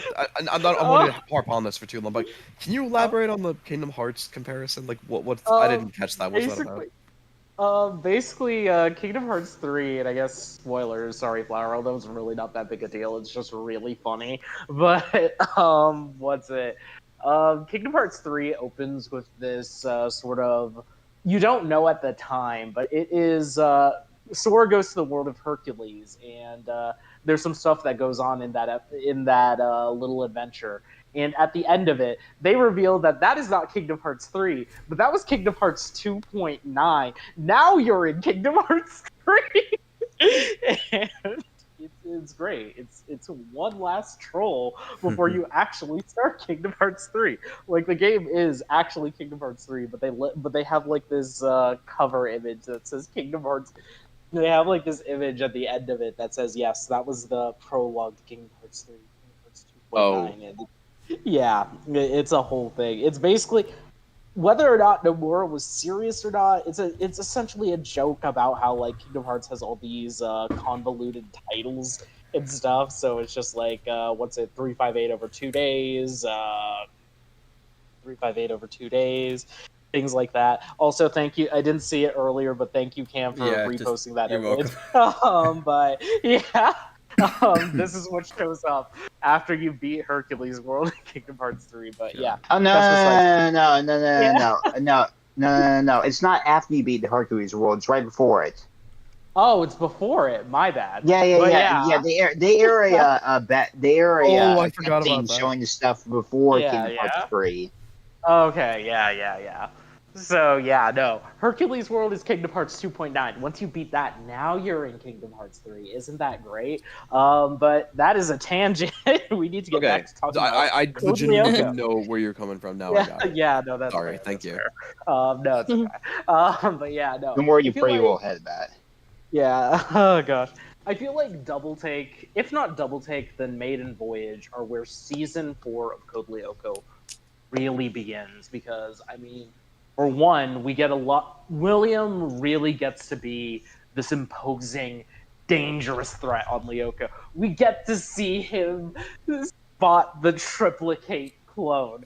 It's great. The real Ulrich and triplicate. It's crazy, but it's one of those things that, like, oh shit, William is a big deal. You know? Even though Ulrich didn't move, but anyway. Ulrich didn't move, so William just... But yeah, no, it's like we get the new outfits for the Lyoko Warriors. We get to see every single one of them. I'm glad that they got to fit Odd in there at the end. We get we get the recovery of the desert sector, and like we get to see like what a good old fashioned fight on Lyoko looks like nowadays. We get to see a little bit of the new Lyoko. Just it's really really cool. It's really really cool, and well, I wish we could have gotten the season four Earth outfits at this point, but obviously not yet, which is part of the reason why I say Maiden Voyage is kind of also beginning of the true beginning of season four. But honestly, it's double take. Yeah. Just yeah, we get the introduction to okay, we've had Jeremy make a clone before, but like here it feels like we're really leaning into this topic now. We're gonna have Jeremy make a clone of himself. It's gonna get possessed, and it's all sorts of oodles of fun. Yes, oodles. Don't you know? Don't you know? But yeah, it's like they really start leaning into the cloning concept. Oh God, and it's just we get to have the really fun fight between Odd and Jeremy's clone, just keeping him around. I love the bit with Jim, just like Jim and the clone, just like we're gonna take you to the Olympics. All these things, like, I'm gonna be your manager. It's gonna be great. It's very Paris so 2024, funny. baby. Yeah, exactly. It's funny to me because he's already got. I don't mean to interrupt. I just want to. He already has Ulrich, who can do matrix flips and kick soccer balls over his head into goals. Like that's more than any Olympic can do. Nah, he's a loser. Everybody does that. But no, Jeremy in his times, he's.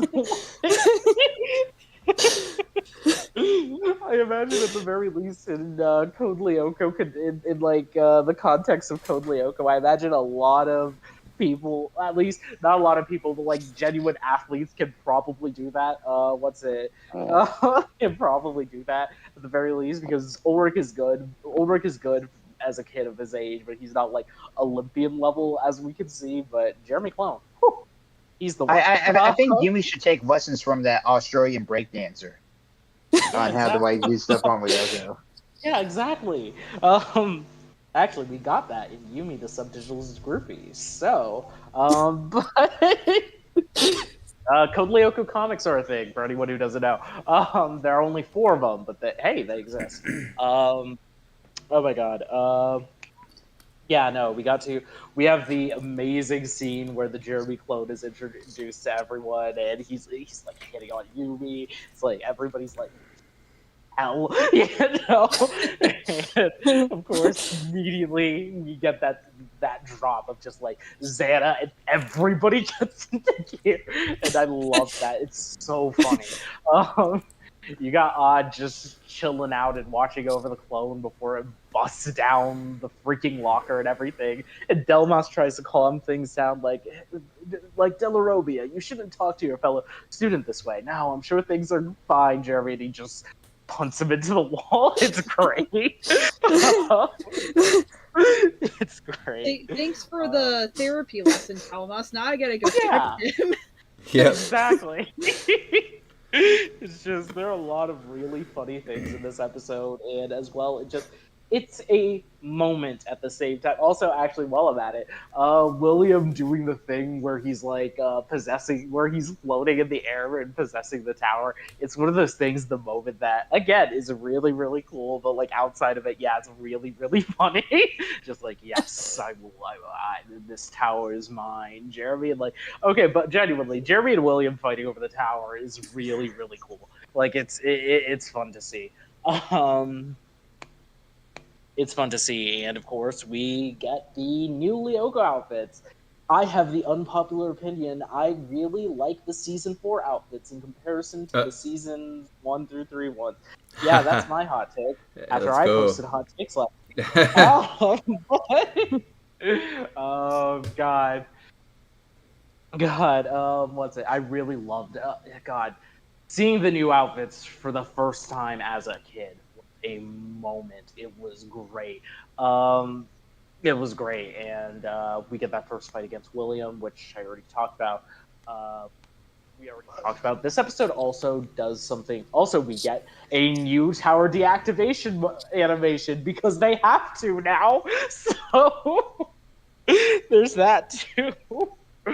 But oh my god, I think this episode is really interesting as well because we get a little bit on Lyoko after the deactivated tower with that moment with Yumi, and like I think again they put up the creep factor, which you know what is pretty reminiscent of also normal William. So I'd say it still could be him. Flower might be right. But... Xana just loosened some of his inhibition. that moment where he's like caressing her face, it's really weird, it's really eerie, and it's really creepy, but it's cool. And I love the push into the Xana Williams sounds like he's having such a good time when he's falling into the digital sea. So funny. Oh, what's it? And of course, we get that great moment in the reveal of Odd's new Lyoko form, and I love his season 4 look. I don't know why he's taller in season 4, but I don't know. It's cool. I really like I really like his outfit. I really love the reveal of it. Saving Yumi like that. A little repetitive off of the last episode, but still a lot of fun. Still really cool. Really cool. And William does a cannonball. We love to see it. Yep. We love to see it. That was funny. I gotta admit. Oh god. It's just this episode is a really good time, and I think this episode is a really good time. It is a lot of fun. Everybody talks about how I always talk about how season 2 is season 1. Just season 2 of Code Lyoko is the most story-driven season of the show, whereas season 4 of Lyoko I think is the most fun. And I think that this episode really embodies a lot of the fun that just season 4 of Code Lyoko has. You got new cool battle outfits. You got William and Jeremy fighting over the tower. You got you've also got that scene in the lab where Jeremy and Odd are fighting the clone, and I think this is the one where the Xanified Jeremy clone like smooths out his hair. Jeremy looks at him confused, and then he goes back to the electricity, and immediately the hair So gets messed up. good moments. Again, it's really funny. Like season 4 of Code Lyoko is putting out all the stops to just be non-stop fun. Granted, sometimes that fun can get too far, and we'll get to that. But we'll get to that. Don't worry. But as far as an episode goes, Double Take is just a lot of fun all around. I think I'm gonna be bold. It's one of my favorite episodes of all time. Not the favorite, but one of them. I think I'm gonna give it an S tier. So yeah. Are you serious right now? Oh wait, no, never mind. Sorry, never mind. I don't know. No. I take that back. For some freaking reason, my brain wanted to think we're still talking about William Returns. And I knew you were talking about Double Take, but that was a weird brain You moment. talked for so long that your That was a brain went, moment. I'm talking about Caddick Bombshell, actually. Well, Yeah, right. Get the fuck out of here. I had to take the sidetrack to talk about Kingdom Hearts lore, Sorry, and then I came back to Double Take. I don't know. My brain just flipped right there. All right, no, that's fine. But yeah, no, That's fine. this is a fantastic episode. It's great. Yeah. S tier. Yeah. Stick to it. All right, who's next? It is Colton. Yep. You ready this time? Woo! No, I'm busy. Okay, yes. I swear to God. I'm busy actually. All right. Actually, I do recognize this episode because I don't. It was during the Olympics where I got a screenshot of this episode, so I got to take a look at this episode quite a bit. My goodness. So obviously, this is what I say obviously, but this is the episode where they have the Jeremy clone and his amazingness, and then the Jeremy clone goes evil. I do admire Principal Delmas playing Club Penguin on his computer, whatever that game is. Actually, Yeah. don't make it. You cannot win. It's Club Penguin now. Club Penguin. Yeah, it's Club Penguin. Spin-off. Club Oh, Penguin. it's a master game, right, or whatever the hell it is. Yeah, no, With it's like Pac-Man this. sound effects. Yeah. I used to Penguin pop up when I was like writing fan fiction in the day, and it was just like, what should I call this? And it was just like, yeah, Penguin pop up. So, oh god. So Jeremy, Jeremy clone shows up. Everyone's freaking out. Like, what happened to Jeremy? Oh, it's a Xana attack probably. And Jeremy's like, nope, this time it's actually me. I made him. I made him a cool version of myself. What Jeremy would be like if he wasn't a sim. So obviously, Jeremy clone goes and shows off. There's one moment where he spins the. I gotta take this screenshot and post it.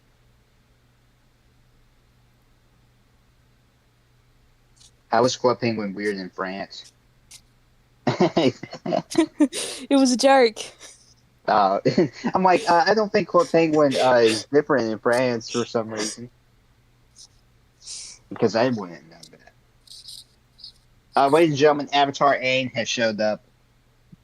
So, Oh, I almost took you seriously there.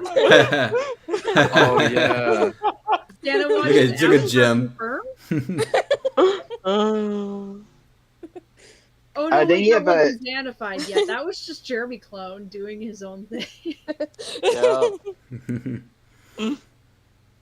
then you have Jeremy in the race against Odd and Oric, and Jeremy does Oric super sprint in real life, which is fascinating to see. Yeah, what would it be like if the Lyoko game had their powers on Earth, Garage Kids style? Yeah, and so obviously, sorry, go on. Yeah, so we're halfway through the episode. Of course, something bad happens, and it's Jeremy Clone that gets sanified. It's awesome seeing the Lyoko outfits for the first time. I actually thought that the earlier episode had the outfits in them, but I went back and I looked, and I was like, nope, they don't. So that was interesting.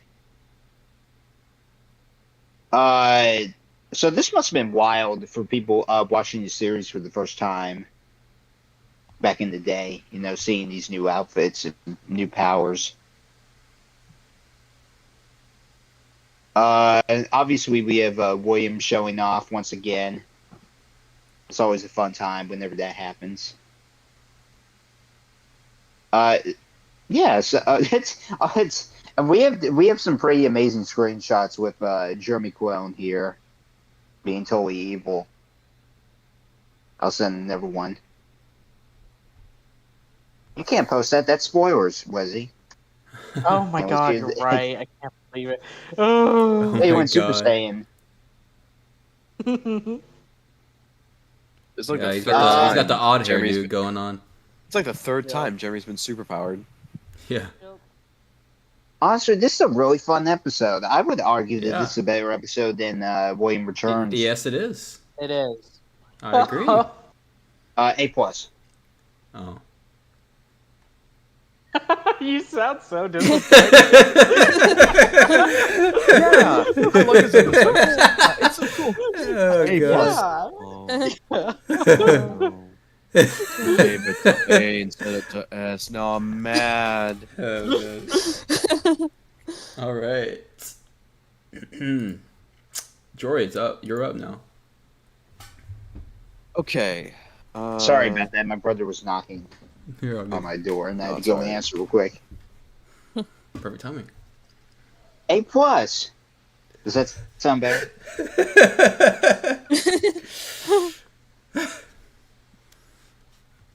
I gave it an A plus, you doofus, not an A. It's not good enough. S minus then? I don't know. What do you want me to do? Oh, do it. Okay. I'll be right. Okay. All right. Anyways, continue begin, Jory. Am I continuing or beginning? What am I You're doing? beginning on your Okay. turn on this episode. Oh, but stop fucking yelling at me. Oh, hello, Whiskey. Hey, Whisk. Yo, Whisk. Okay. So, Yep. I did like everyone's new outfits. I still do. The only one I'm not super keen on is Yumi's. I don't know. Her having the weird, like, metal eyebrows on her forehead. Does anyone else find that weird? Am I missing something? Like, why is that there? For the psychic What's powers, it? Oh, you maybe? know, I Yeah, wondered that for a long time, and I found out that it's like pressure points for like her telekinesis. Yeah, That she exactly. uses that. Still weird. Yeah, it's still weird though, but like I had Yeah, no idea what I it don't know. was I until kind of miss. I liked how her old outfit like represented like her culture, you know, and this one just like she's cyber girl, I guess. Maybe there's some Ninja. references. I don't know. Maybe there's some references that I don't see in this outfit. I'm not saying I hate it. I do. Excuse me. I do like it. Like all of them look great. Odd's definitely got like the best upgrade. Like he actually looks like he has body armor now. And I like Ulrich's, like him getting 2 swords. Really cool. One thing I don't know, like it was cool that like Aelita finally got wings. One of my friends that watches this with me always jokes of like, why don't they give this girl a gun even after she has the energy field? And well, like, that kind of counts as a gun yeah, I mean no, it is a gun basically. or arm cannon, whatever the hell, Mega Man.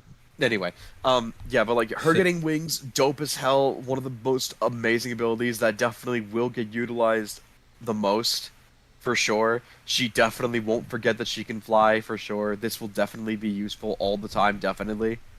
Obviously. The one thing I'm not really super keen on is that like Ulrich got 2 swords, Aelita got the wings. Odd and Yumi didn't really get anything. Like I guess Odd's shield's a little bigger, which he hardly uses, so that's not even that much of a factor. And, like, I guess Yumi has to, like, concentrate not as much to use her powers, which, again, like, that's just up to the writer's interpretation. Or... No, that's literally, like, that's what I read on, like, because I looked at, like, what changed between, I looked it up recently, like, what changed between Odd and Yumi? Where did you find that at? It was like, I mean, it's not official. It's a bunch of forum posts, but like the shield is actually physically okay. bigger. Well, just people were just guessing then. Yeah, well, the shield is physically bigger, but like I don't think Yumi really changed like at all, which is a damn shame. But anyway, like I loved the gimmicks in this episode, like all the jokes. I loved like the part where like they're taking the clone away, and it's like, okay, we gotta make this clone. Because, like, Xana's trying to take it over. We gotta put this clone somewhere safe. So they decide to put him in the janitor's closet, and then Odd moves an entire, like, locker case in front of the door, which I just found to be really goddamn funny. And then it ends up... Can I... Yeah. Sorry, can I interrupt for just a second? I just saw for this. 1 second. I just saw this, and this surprised the living hell out of me. But when Ulrich goes to do his triplicate, William immediately devirtualizes Ulrich. Oh yeah. Yeah, That was I pure said luck. that. Yep. Never uses it again because of it. Yeah, Yeah. That is insane. That was dumb, and also that was pure luck. I don't want to play with you anymore. I Pure don't want to use this luck. power anymore. But whatever. Okay. So then I don't remember if it was this episode or if it was another episode, but I think there was one point where like Jeremy, like the clone's hair gets messed up after he's possessed by Xana, so then he goes to fix it, and then immediately gets messed up again when he uses his electric powers again. That might be a different episode that I'm thinking of, but I think that did happen in this one. I thought that was funny. But if it didn't, then whatever. The hair thing. Like he uses his electric powers. Yeah. His hair gets messed up. Yeah. He fixes his hair. Yeah. He then That's in uses this his one. lightning powers again, Yeah. which fucks up his hair again. Yeah. Gotta love it. Yeah, like everyone looks way cooler. Like I mean, you know how I feel about Yumi, but like I mean, in general, they all look cooler. Like it seems like they can take more hits than before, which is nice. Like they were overdue for an upgrade. We are like 4 seasons in. It was about time because like Xana keeps getting stronger every fucking episode, regardless of whether they return trip or not. I also loved the little gimmick scene where like Jeremy calls in as Ulrich's father and he buys it, and then and then William's actual father calls in and he's like, "Oh yes, I'll get the Coast Guard on it and the military, and why don't I just ask the Navy to help as well? Think you can fool me, dumbass?" And he hangs up and it's like, "You see that?" And he just talks to his secretary. He's like, "You see, that's how you do with prank callers." Then she's like, "But what if that was the real one and the previous one was the fake caller?" And he was like, "You're fired." It was like, "You're right. You're fired, but you're right." It was also funny to see, you know, and I have to agree with everyone else. I love seeing Jeremy's clone just like dusting everyone on the field, just like him going. He literally gets the Speed Force, and then he gets like Avatar spinning the staff powers and everything. I don't remember much about the struggle between William and the Tower, but I'll take everyone's word for it that was fun. Oh, you know what? Santa Moment, it was awesome to see Ailena's wings come out for the first time. Because she like used it I think to catch Yumi before she falls in.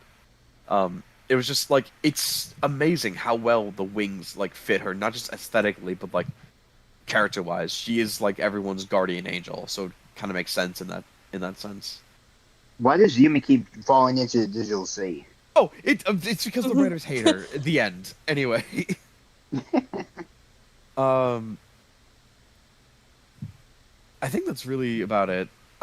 So I mean, I've got no qualms about it being an S. Like if it ends up an S, like totally fine. Like to me personally, well, you know what? No. I'll say S minus because it did show off the new outfits and it gave all the new powers, and the bit with William's dad and the principal was really damn fun. I love when characters are sassy in this show, when it's purely comedic and it's not at a student's expense. I love that kind of sass, but yeah, I'll give it a solid S minus. With that, I'll be back in a little bit. My Chinese food just arrived, and I gotta go get it. Hell yeah! All right, yeah, please get it. Yep. S minus. All right, I'll allow it. J-Man, your turn. Oh shit! It was my turn. Oh, it is now. Okay. Double take. This is an episode I actually do, let's say, look back on fondly. Whatchamacallit, it's like, a lot of what I wanted to say was already been said, but if there's one thing I really, really like from this episode, it's definitely, like, everything involving William here. Like, William is just... I really, really love, like, let's say, how fierce and how aggressive William is on Lyoko. As soon as you see this guy, like, show up, he feels like let's say, a field boss character in like an RPG or something like that. This man is insane on Lyoko, and I love it. Whatchamacallit, as for like the new outfits on Lyoko, I actually like practically all of them, especially Aelita's. I think she looks really, really adorable in that. Whatchamacallit, Ulrich, I think is pretty cool. Yumi, again, really nice outfit. Yeah, there's not a single one that I actually dislike or anything of that nature. But whatchamacallit, as for the clone that is what was it, the clone of Jeremy? Oh man, I love him, man. I really, really do. Everything about the way he was hitting on Yumi, man, just makes this episode peak alone. It's insane, and I love how he just grabbed Odd and just threw him at the vending machine, man. His body went flying. Yeah, damn, Odd got broke his spine from that. Oh, dude. My spine. I really, really did like it, man. Just Odd's reaction, just seeing Jeremy's like, wait, Jeremy's got Riz? Xana. Yeah. He instantly knew. It's really, really hilarious, man. But I really did like everything around that scene. What else? I'm trying to think.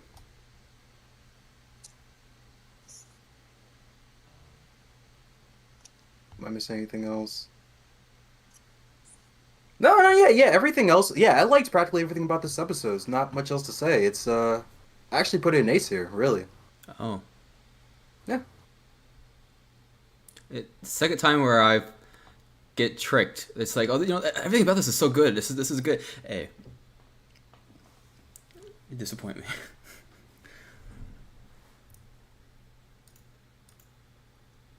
Hello? Yeah. Oh, okay. Oh, yeah, one more thing.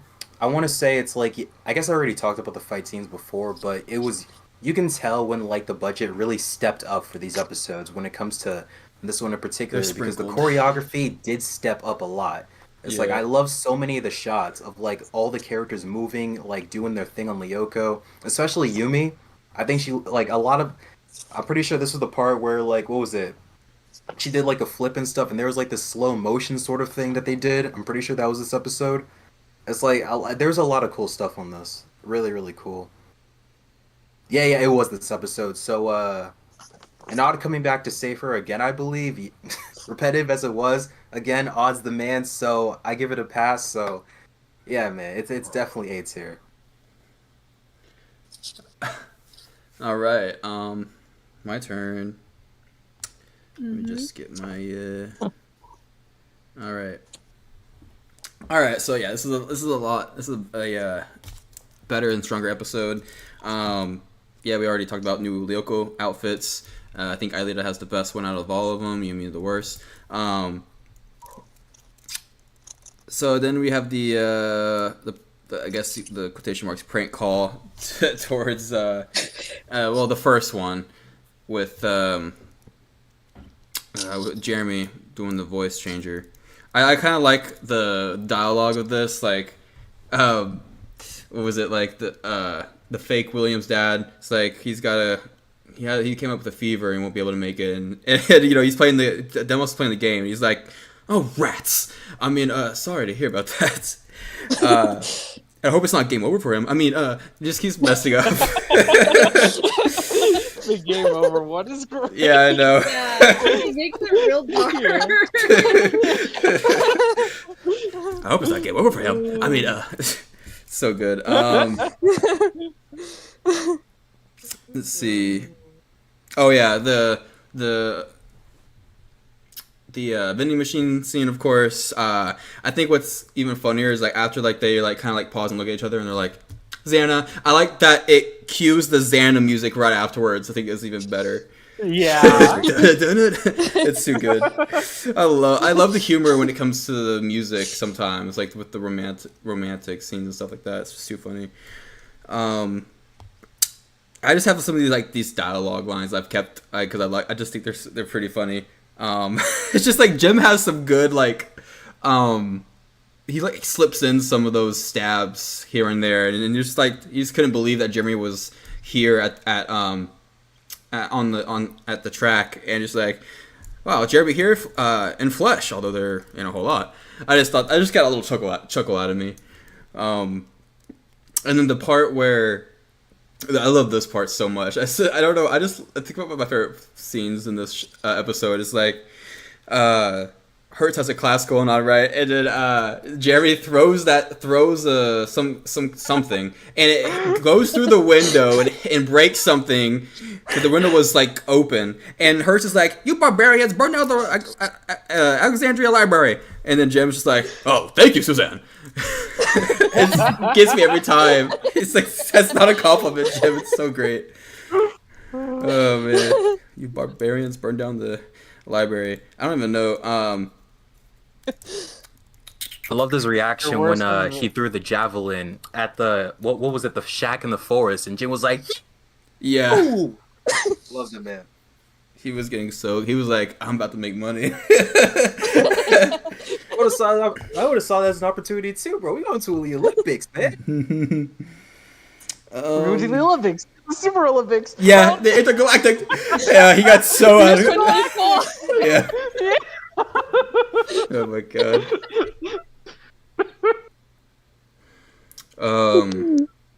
God.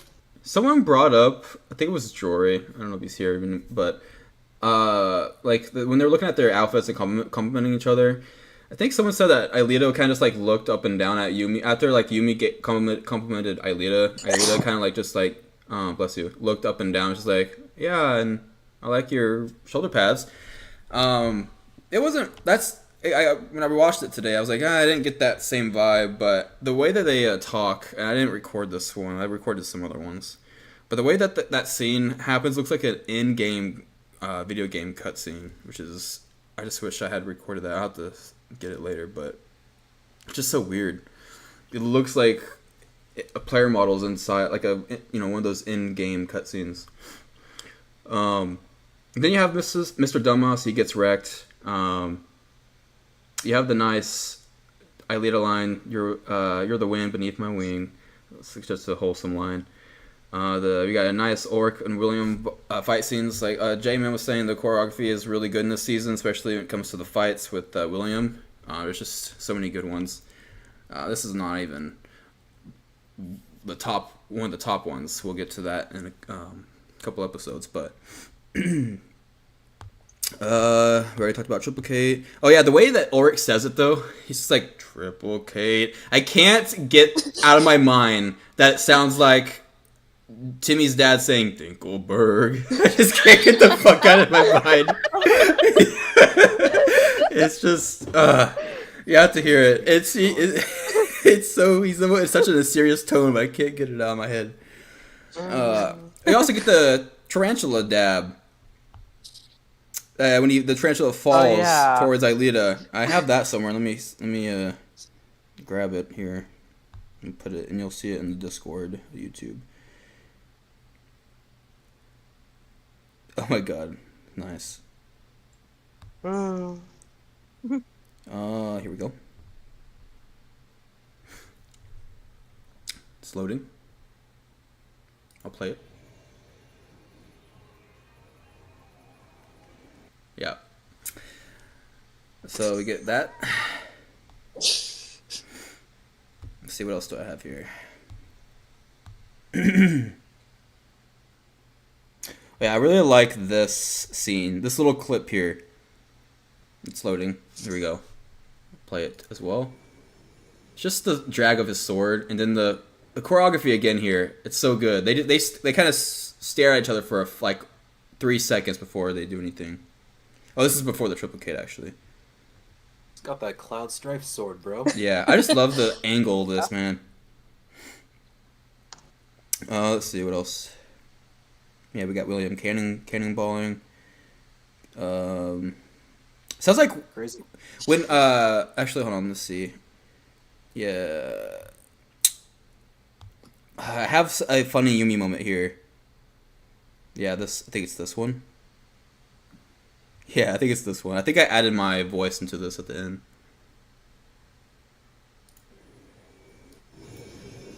Wait. This is not it.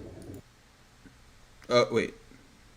This is the same scene. What are you doing? Hold up. Oopsies. What have you done? I could finally beat his ass.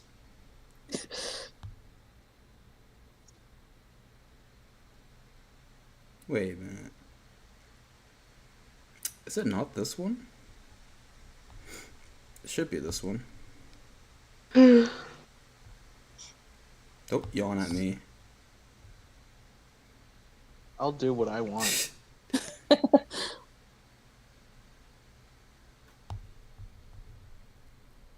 No way, where is it?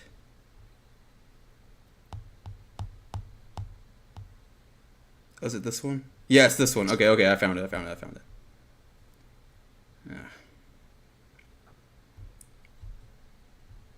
It's just one of those Yumi moments. This is why it's ranked high for me.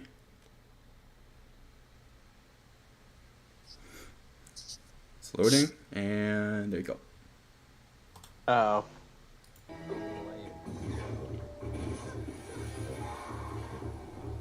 Jimmy, watch out! You've lost 40 life points already.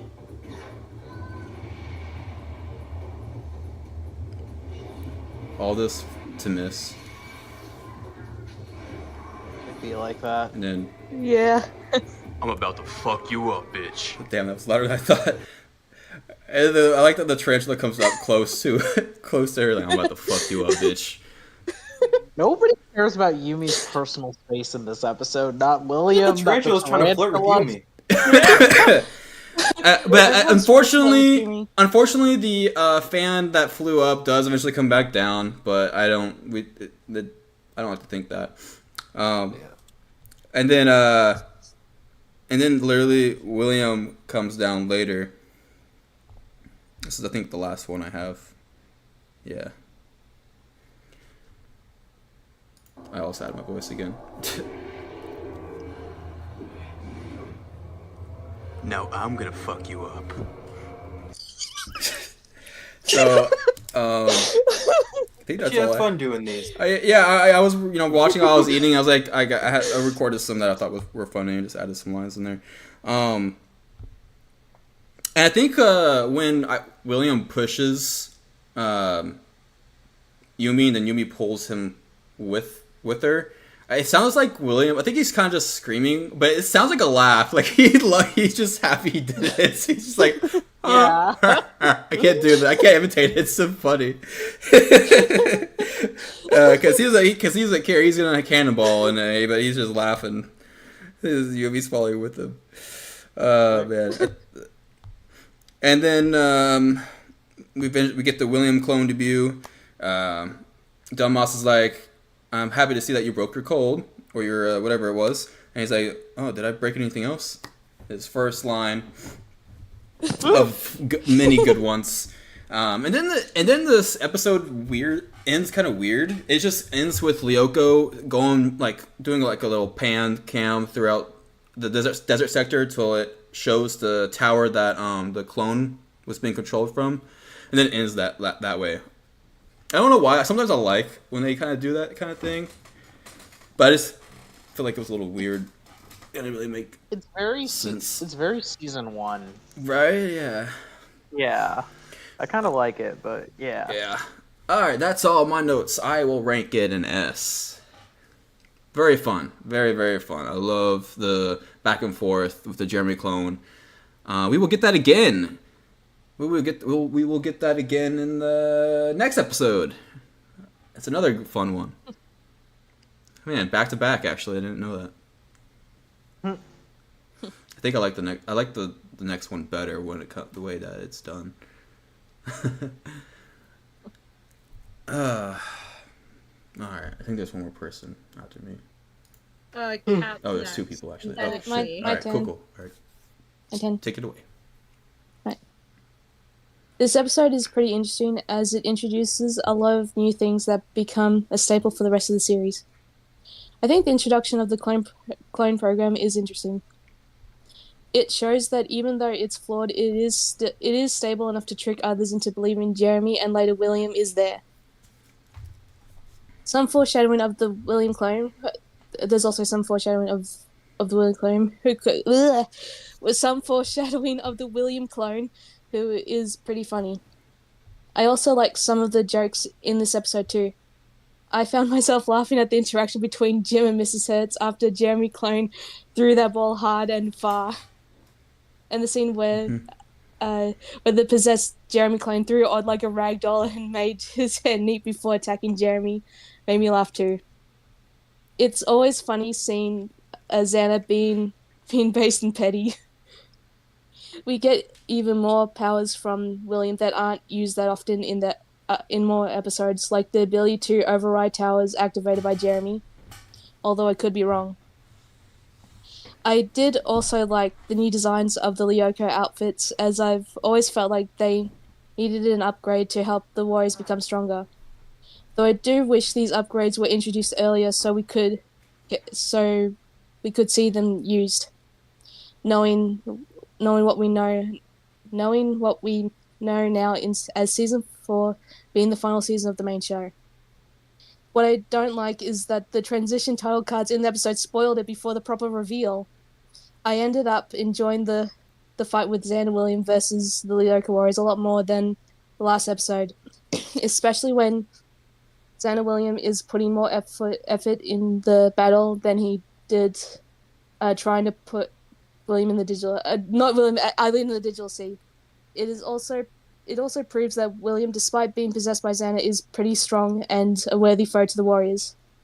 And Aelita had a lot better fight scenes since her wings were introduced, and she's able to become much faster.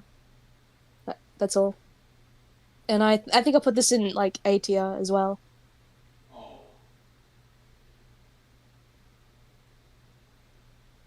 Okay. In that case, it's my turn. Yep. I don't have a ton to talk about. Not because I don't generally have things to talk about with this episode, but because everyone covered everything I wanted to say. This is what happens when RNG puts you at the bottom. I'm sorry. This is just a really good episode. It made me laugh a few times when I was watching it again.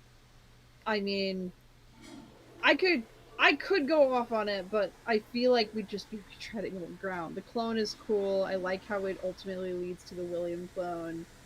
I like the club. What do we call it? Penguin Hopper? What was the fan name for that game? Oh no, it doesn't have one. I know made that's why I said up. fan mate. Okay. Yeah. So what was your I called it Penguin Pop Up when I was like 13. Penguin Pop Up. Oh, Okay. yeah. Yeah, Penguin Pop Up. I appreciate that Delmas enjoys gaming to some extent. Love that for him. Yeah, Clone's fun. There's a lot of good gags. Lyoko stuff is the new outfits are cool. No, they didn't reveal they did not reveal the 2D outfit, the change in 2D outfits yet. Though I think I remember noticing they used like the season 4 outfits for a couple of the reusable scenes, like scanner. I don't know if it was this episode or the next one where they did that, and I was like, wait, someone messed up. It's fine. Worry about it.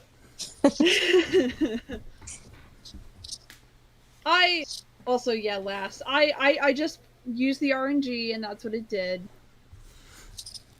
Oh, did you rank it? Oh no, not yet. Oh, okay. You're talking about me being last and I complained. Oh yeah, that's okay. Please, you being last all complain. the time before we started doing this is part of why we started randomizing, so it wasn't. Yeah, that's one of the reasons. Yeah. Yeah, but anyways, I don't really care. I was joking. So somehow he still is most of the time last. Jory, my man. Yeah. No. Wazy was the most, and he still gets last in the randomizer somehow. I pretty often. Oh, he's joking. Well, okay. But, I particularly love the scene where Clone Jeremy just walks up and he's just very anti-Jeremy. And they're like, beat Xana. Beat as in that's like a pause. They're just like looking at each other going, okay, Xana, and then they're all ready. And I think that's fantastic. It was so fun. This episode is just really great and it's fun. I'm gonna put it in S rank, but I think it's an S minus just because I think there are slightly funnier episodes or stronger episodes out there. Mm-hmm. This is really, really good though. It's a pretty strong, it's a good way of introducing William Clone, which we will see more of as the season goes on, and the conflict between, William Clone, like, we have to get William back before people start wondering what's up with him. But yeah, there's probably stuff I'm forgetting, but honestly, I can't. I think most of what I wanted to say was said already. So yeah, S minus for my rank. Sorry that was so short. I don't have a deep analysis for this episode. I had a short one on the first one. I think Colton had a short one on the last one. I think one thing I will say that I think I had in my mental notes was I know we already talked about Jeremy throwing the ball and breaking the thing is a really good scene, but I like that her picking up the pieces is why she's totally okay with Yumi just bailing when they find out Xana's attacking. Yeah. Also, I appreciate the small detail when Jim's just like, okay, Belpois, run around the track, and then he's just zooming. Yeah, I know. I'm like, does anyone else see this not like say anything? Because he was going like Sonic speed, bro. I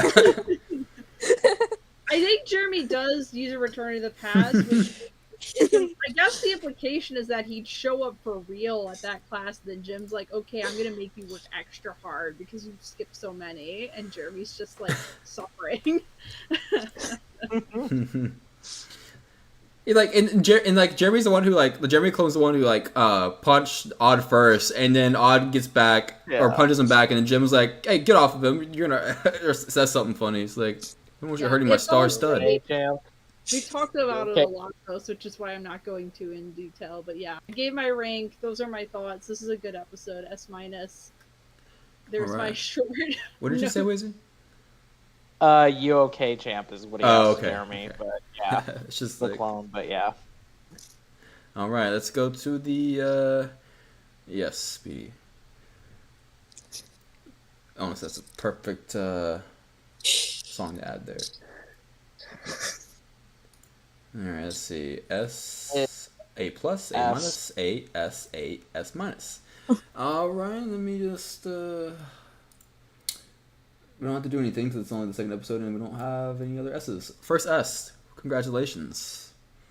Woo. Our first S, I think it took a long time for us to get an S in season 3 and season 2. This is probably the fastest we got an S episode actually in any of the seasons.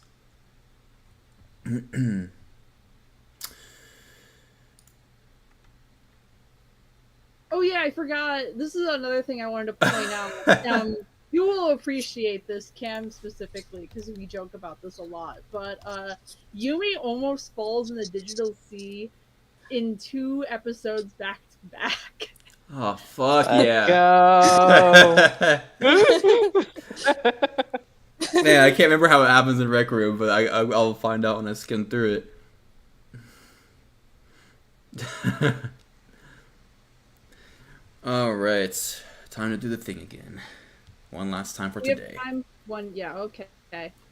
All right, I will hit again. I will extend Colton, no longer than 30 minutes. I'm not revealing everybody yet, but I want you to know you're first, so mentally prepare yourself. Colton? Colton is first. All right, so Colton, I mean Pingham. Okay.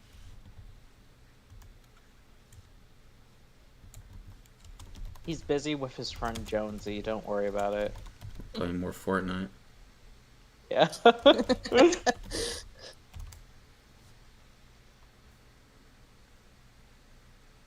No, Jonesy from 16. What's going on? We're doing one more episode. We did a randomizer, and you're first for this one. It's for Rec Room. Oh, great. Awesome. Unless you don't want to go first. Hope you're not playing Fortnite. No, I haven't. I've been watching YouTube. Oh my god. Man, top 3 every single time. I know, today's a first for you. Yeah. Today's a first. Why am I going 5th? And you're following after me, too. That'll be interesting. Yeah. No, I What was happened, Flower? I was 4th in the first one. Yeah, well, no, technically you were, but... Yeah, technically I wasn't, but all right, opening act. Okay. No, not opening act. Rec Room. Oh wait, it is opening act. Oh, I'm so sorry. It is opening act. Sorry. Yeah. I You're the don't one know why my eyes, dude. I'm My not eyes. my own business. I'm able to figure this out better than you can. I don't know why my eyes skipped over that. Yeah, you're right. My bad. Opening act, and I knew Let's that. just move on. Colton, you'll be our opening act. For fuck's sake, that was. I don't know why I laughed harder than I needed to there.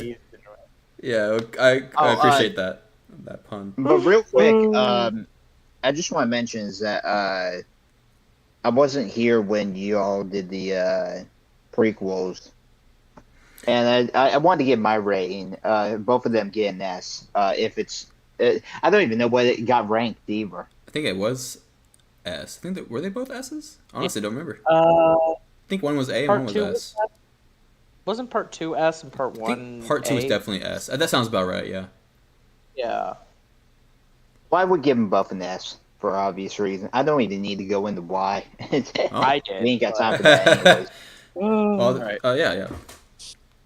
All right, so opening act. Oh. we see. I don't know if Chris. I think this is like Chris's second appearance in Kobayako. Am I wrong? It's his first one. It's his first, yeah. Oh, really? Okay, but he does come back though. Yeah, I think one more time. Okay, so it's nice to know that Jim knows the subdigitals very well, I guess. As far as that got out before, as far as that didn't get out before the Paco thing got out. Right. He kept his mouth shut for both, and all just had to snoop around to get the worst one, the worst secret. So yeah, so everyone's surprised about it. First of all, so I guess in this episode they're doing a competition in this episode to have a new musician for the subdigitals. Which is a very interesting plot. How many bands do you know just hire high schoolers? What? Well, how many? I can answer that. Yeah. What's it? They're not, as Flower said, they're not hiring, but this is more of a publicity stunt because because the band is just not doing all that well lately. They had them change their name from the Subsonics to the Subdigitals, which is an in-universal reason for the actual band, the Subsonics, That's to great. be called That the is amazing. Digitals in Code Lyoko. As well as just this whole thing is more, you're just being the opening DJ for the Subdigitals. You're not on full time, but like, yeah, it's just a contest across a bunch of schools. His other bandmates are probably at other schools, like the one that Matt goes to from Matt goes to from oh my god, Zero Gravity Zone. They're probably at that school too. Maybe that's where they picked up not Marinette Code Lyoko, but we're getting ahead of ourselves. But yeah, it's not a prime position. But yeah. Well, all I gotta say is they got lucky. Indeed. They got lucky not to come to CAC in the war's hell. But so of course hilarity ensues as everyone tries out. Iria surprisingly does the very best out of everyone. Who knew, right? Believe it. And well, of course, someone gets Xanified, and you're going back to Lyoko again. And turns out it's Chris, who has sunglasses on when he does it. That way, that was very smart for him to have sunglasses on because they can't tell all that much. But you just have to take off the glasses. Yeah, they go up to him and take off his sunglasses. Oh my God, Xana! Oh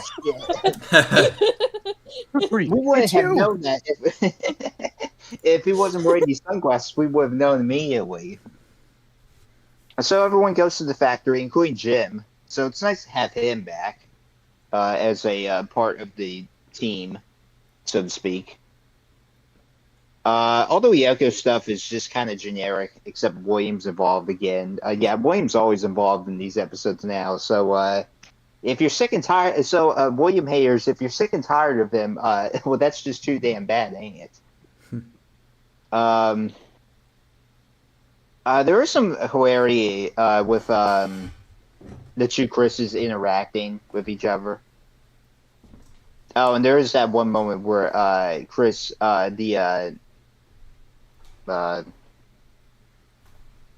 clone turns into Jim. So Xana has... he's able to change people around, which I totally forgot about. He just seems to do it every now and then, it seems like. Again, the Lyoko stuff I think is generic, but the Earth plot is interesting. So...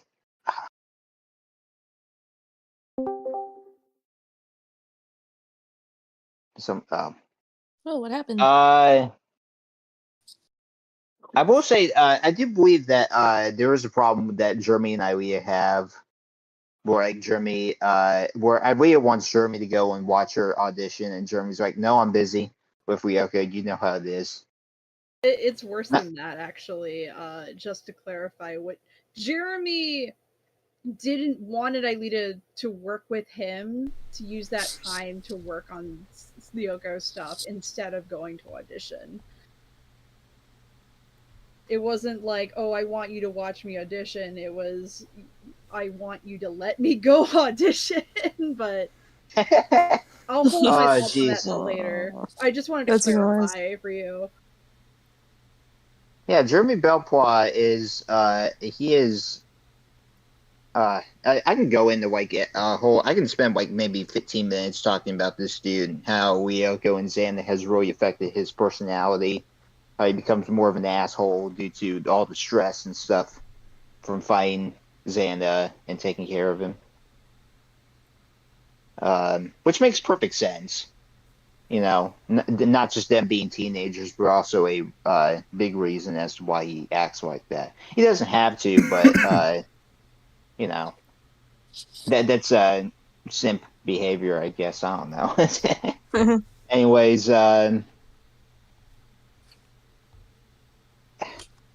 gee, what would I rank this episode though?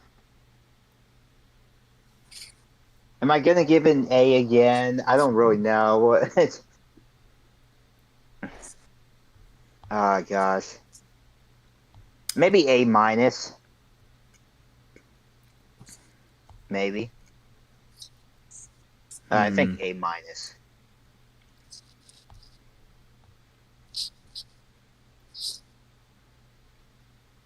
So yeah. Does that mean it's my turn? Yes. Yeah, that is your turn now. Okay. Yeah. Opening act. Again, another good episode. We don't really have a lot of plot things unless you count the Earthworld plot of Aelita becoming a DJ. That's cool. I mean, granted, this was started back in what was it? Final Mix. Final Mix, yeah. I had it right where you were saying it. Yes, Final Mix. But yeah, it's the fun mystery. You open with like everyone's looking at the news and Yumi's just coming in like what's going on? The news actually has something good. I think that's really funny. And then they're like, "Oh yeah, Chris is coming. Chris the drummer." And Yumi's like, "Who?" And part of me is wondering if this is the writers forgetting that Yumi is a Subdigitals fan, but also this might just be a case of she likes the band but doesn't know all the names of the members themselves, which is possible. I could believe that. Yeah. And then you have the mystery of, them being like, well, oh, he's got a relative, an uncle who works here. Wonder who that is. Oh, is it Dalmas? No, Sissy would brag nonstop if that were true. And I'm like, that is so painfully accurate. True. But also, can you imagine Sissy's like, hi, I'm Sissy Dalmas, the daughter of Principal Dalmas, the cousin of Chris the drummer from Subdigital. Oh, what's his last name then, huh? Do you know that? Is it Morales? I actually genuinely don't know. It is. It is. It is Chris Morales. Okay. I believe so, but yeah. Okay. Cousin doesn't, or nephew doesn't necessarily mean he has the same last name. It's easier but to connect then. that also implied that this is like Jim's brother's kid. Mm-hmm. I'm thinking more about the Morales family line. I don't know. Anyway.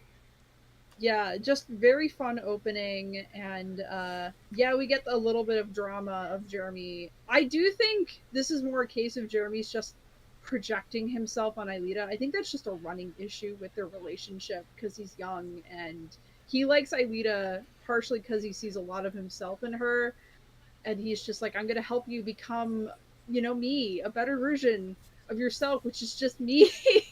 I don't think he's thinking that intentionally, but I mean, which is why he's thinking along. It's part of why he doesn't understand her need to do things that are outside of his interests. because everything he wants Aelita to do is within his bubble, and she when she wants to do something that's outside of it, it throws him for a loop. He doesn't quite get it. I could be partially wrong here, but that's why he's like, are you seriously going to waste your time going to the audition when we could be working on Lyoko? Because that's how he's thinking. I mean, I'm sure we could also get into a fun discussion about like the toll of Lyoko on Jeremy and just him becoming further and further obsessed with this battle and being like almost everything he does is in relation to that battle. He's like I no said, longer because he's giving up the fun things he likes to do to do this. Like he could be working on robots, he could be reading books or whatever. And he's like, no, I'm not wasting my time doing that. Alita, why would you be wasting time doing fun things when Xana's on the prowl? I guess I actually talked myself around. It might not be a case of Jeremy projecting on her so much as it is just like, hey, I'm giving up fun things to work on this and you should be too because I know you can.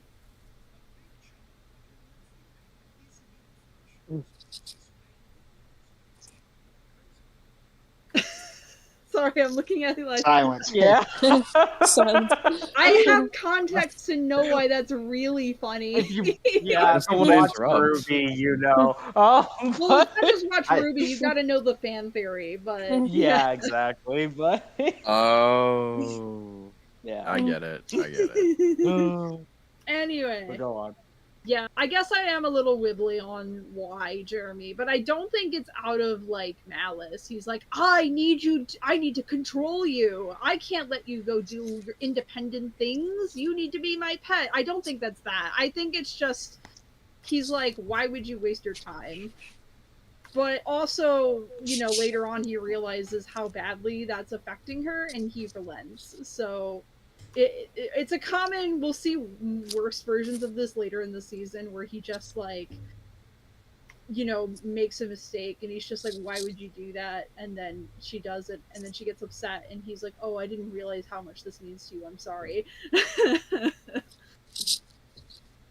I will admit this. I've seen people point to this and be like, well, this is probably why Jerlita wouldn't work. I think this is more of I can go either way. This could be why Jerlita doesn't work, but you could also argue Jeremy can. They're literally middle schoolers. Jeremy can grow past this. Depends on your take. But the one good thing that comes of it is I actually really like the Cinderella scenario it creates, where Aelita becomes the mystery DJ and everyone's like, wait, you're the one that got in, but also no one knows who you are? What? I actually like, that's a very fun mystery. I like that. Mm-hmm. Yeah, it's very fun. It's resolved kind of quickly, you know, because that's realistically, yes, that is how that would happen. Aelita is just sulking, and then she overhears, and she's like, oh, let me, hold on. And then immediately gets kidnapped by Xana Cress. Because Xana was watching, and he's like, I see an opportunity. Free real estate. Also, very, very funny moment when Xana Chris is just walking past Millie and Tamia with unconscious Aelita. And then we cut to Jeremy and Yumi are walking by, and they're like, hey kids, why are you shell-shocked on the step? And they're just like, we saw Chris with an unconscious Aelita. Should we call the police? I mean, yes, they should, but they're not gonna. But you know, it's called Lyoko. They're not gonna do that. Nope. No, actually, it's for a sci-fi thing, and we're in it. Bye.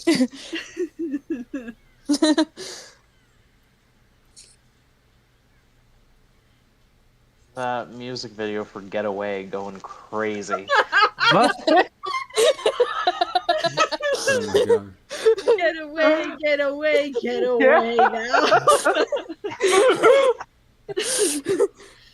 now. I want to get away. Oh no, we Yeah. and you wait. Man, I Oh, music forgot. video. No, they say music video in the episode. Did I specifically say Getaway on Twitter once? because I just picked the song that I thought would fit best. Because Did they they say mention music that video name? in the episode. Did I say? Mhm. Hold on, I can just let Did you me say check that my in the Twitter. show? Uh-huh. No, they say it's it's for some music video and we're extras, so yeah. But I said Get Away specifically because I'm like, oh, what subdigital song would fit best? Yeah. So yeah. Yeah, I think it's very Code Lyoko. It's both like deeply horrifying if you think about it for more than 2 seconds, but also very lighthearted and funny. True.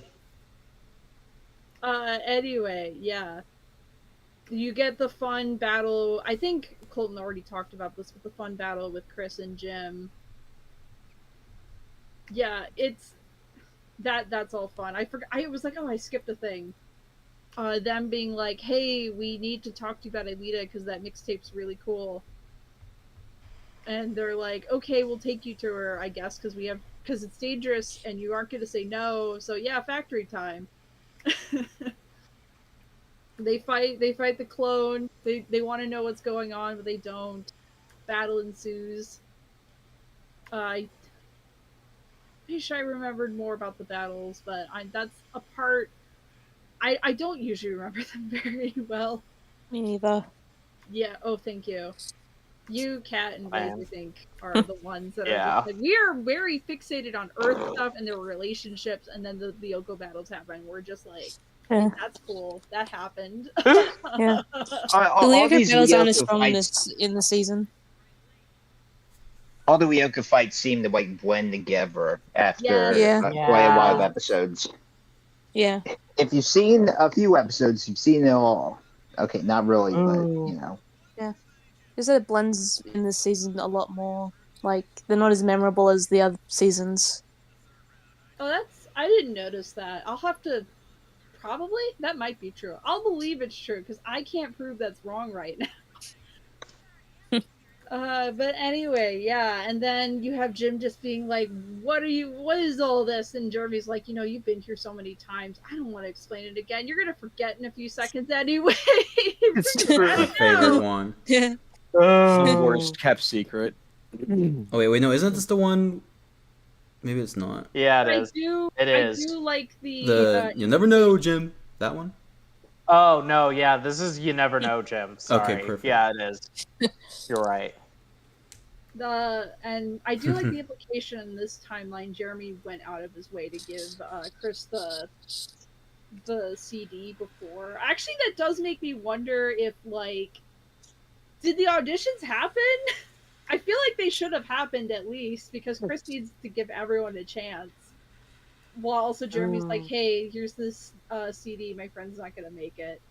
Actually, now that I think about it, maybe he did that so Alita could, like, spend time working on the Lyoko stuff during the auditions while also getting to audition herself remotely.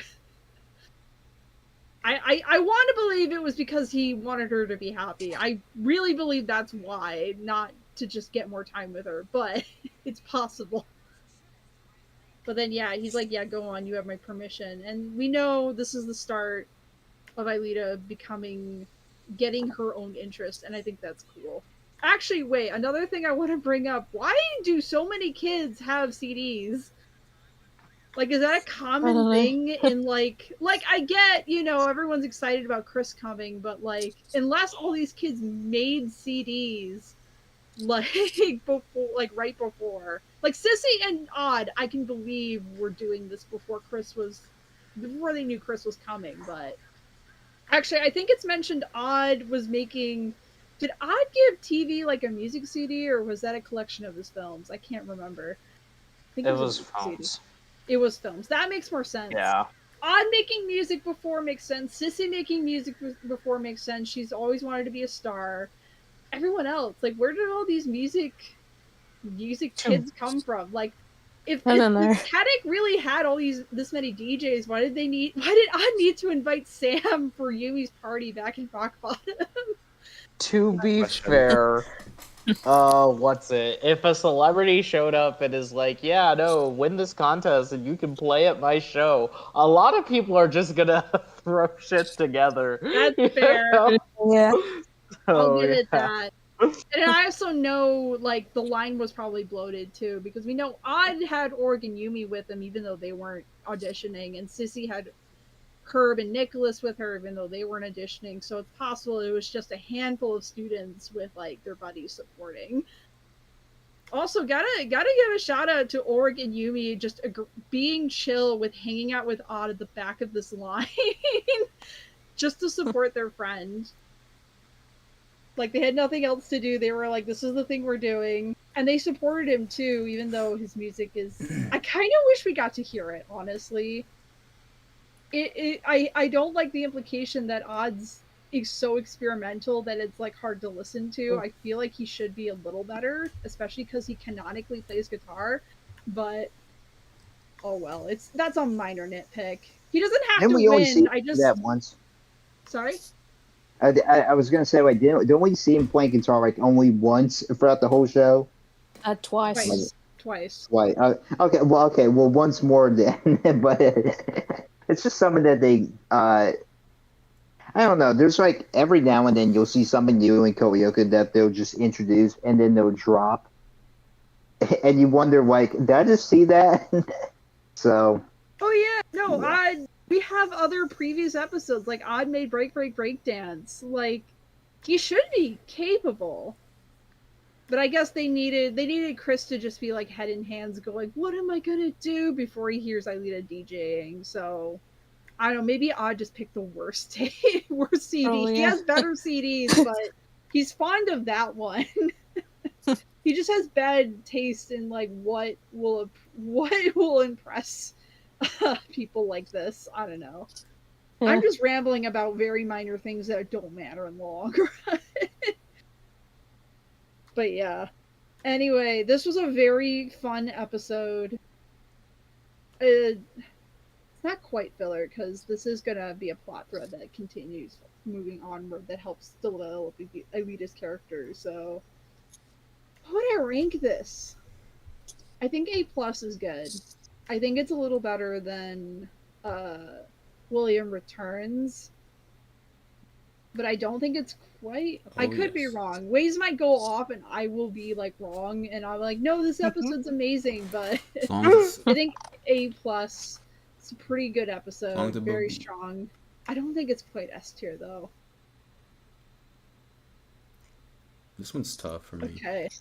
My voice is getting sore. Ways, it's your turn. Alrighty then.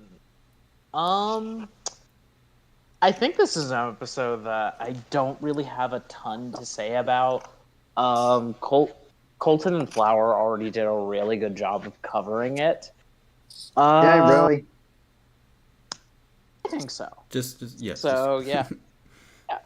Accept the compliment. Yeah, exactly. I don't know. You're always being sarcastic. I don't know. I didn't catch it. For real. Oh my god. God almighty, dude. Why is the summary on Koreaku FR so huge for this episode? Damn. Oh, that's funny. But no, what's it? There's a lot of great humor in this episode. I love for one, I love Sissy's audition. They did a really good job with the picture breaking and Nicholas and Herb just clapping for it, even though it's terrible. Oh my god. And Chris is just like, I don't know the exact line, but it's just like the same vibe of thank you for that.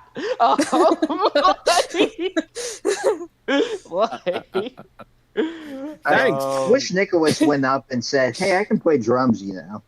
Yeah. I could probably do better than you, maybe. God, no. What's it? Oh my god, yeah, no, it's a fun time. What's it? I really love, again, Jim and Chris teaming up with Ulrich and Odd in this episode in the factory. Of course, Flower talked a little bit about the antics of Jim and Chris fighting the Spectre. Jim having his whole big speech about how yes, I've hunted things. you gotta wake up pretty early to get me, and then attacks the real Chris. That's so. Oh my god, funny. he actually socks the real one. Yeah, he's like, Uncle Jim, no. That's beautiful. What's it? I love of course, I love the ending with, you never know, Jim. Yeah. Oh, God. I love. Actually, this is one of the rare occasions I will talk about the Lyoko fight scene because Yes, let's go. Cam knew this was coming. Yes, let's go. Cam knew. Let's do it. Because, for one, Ulrich share and it, too. for one, it's the return of the Force Sector. Gotta love the Force Sector. It's one of the best sectors in Lyoko. But also, Ulrich and Odd and even Yumi have a lot of fun with the crabs in this episode. It's a great time. But most importantly, we get the best section of Lyoko, at least in my opinion, in the forest arena. I'm gonna I posted send it a in. picture real quick. Oh, here, I posted a video you too. already posted one. Yeah, cool. Here you go. You can watch that. Yeah, exactly. I don't know why it's so simple, but it is so good. I just love this section of Lyoko with the trees knocked down and the water and everything. It's really cool. We get this excellent choreography between Ulrich and William in this episode. It is a lot of fun. We get oh gosh, they play around with the environment too a little. Ulrich leans against the tree, one of the knocked over trees, and William comes down with the sword, only for Ulrich to block with his two swords up in the air. Mhm. It's so cool. It's such a good fight. Oh my god, and you just have a lot of fun with this. Of course,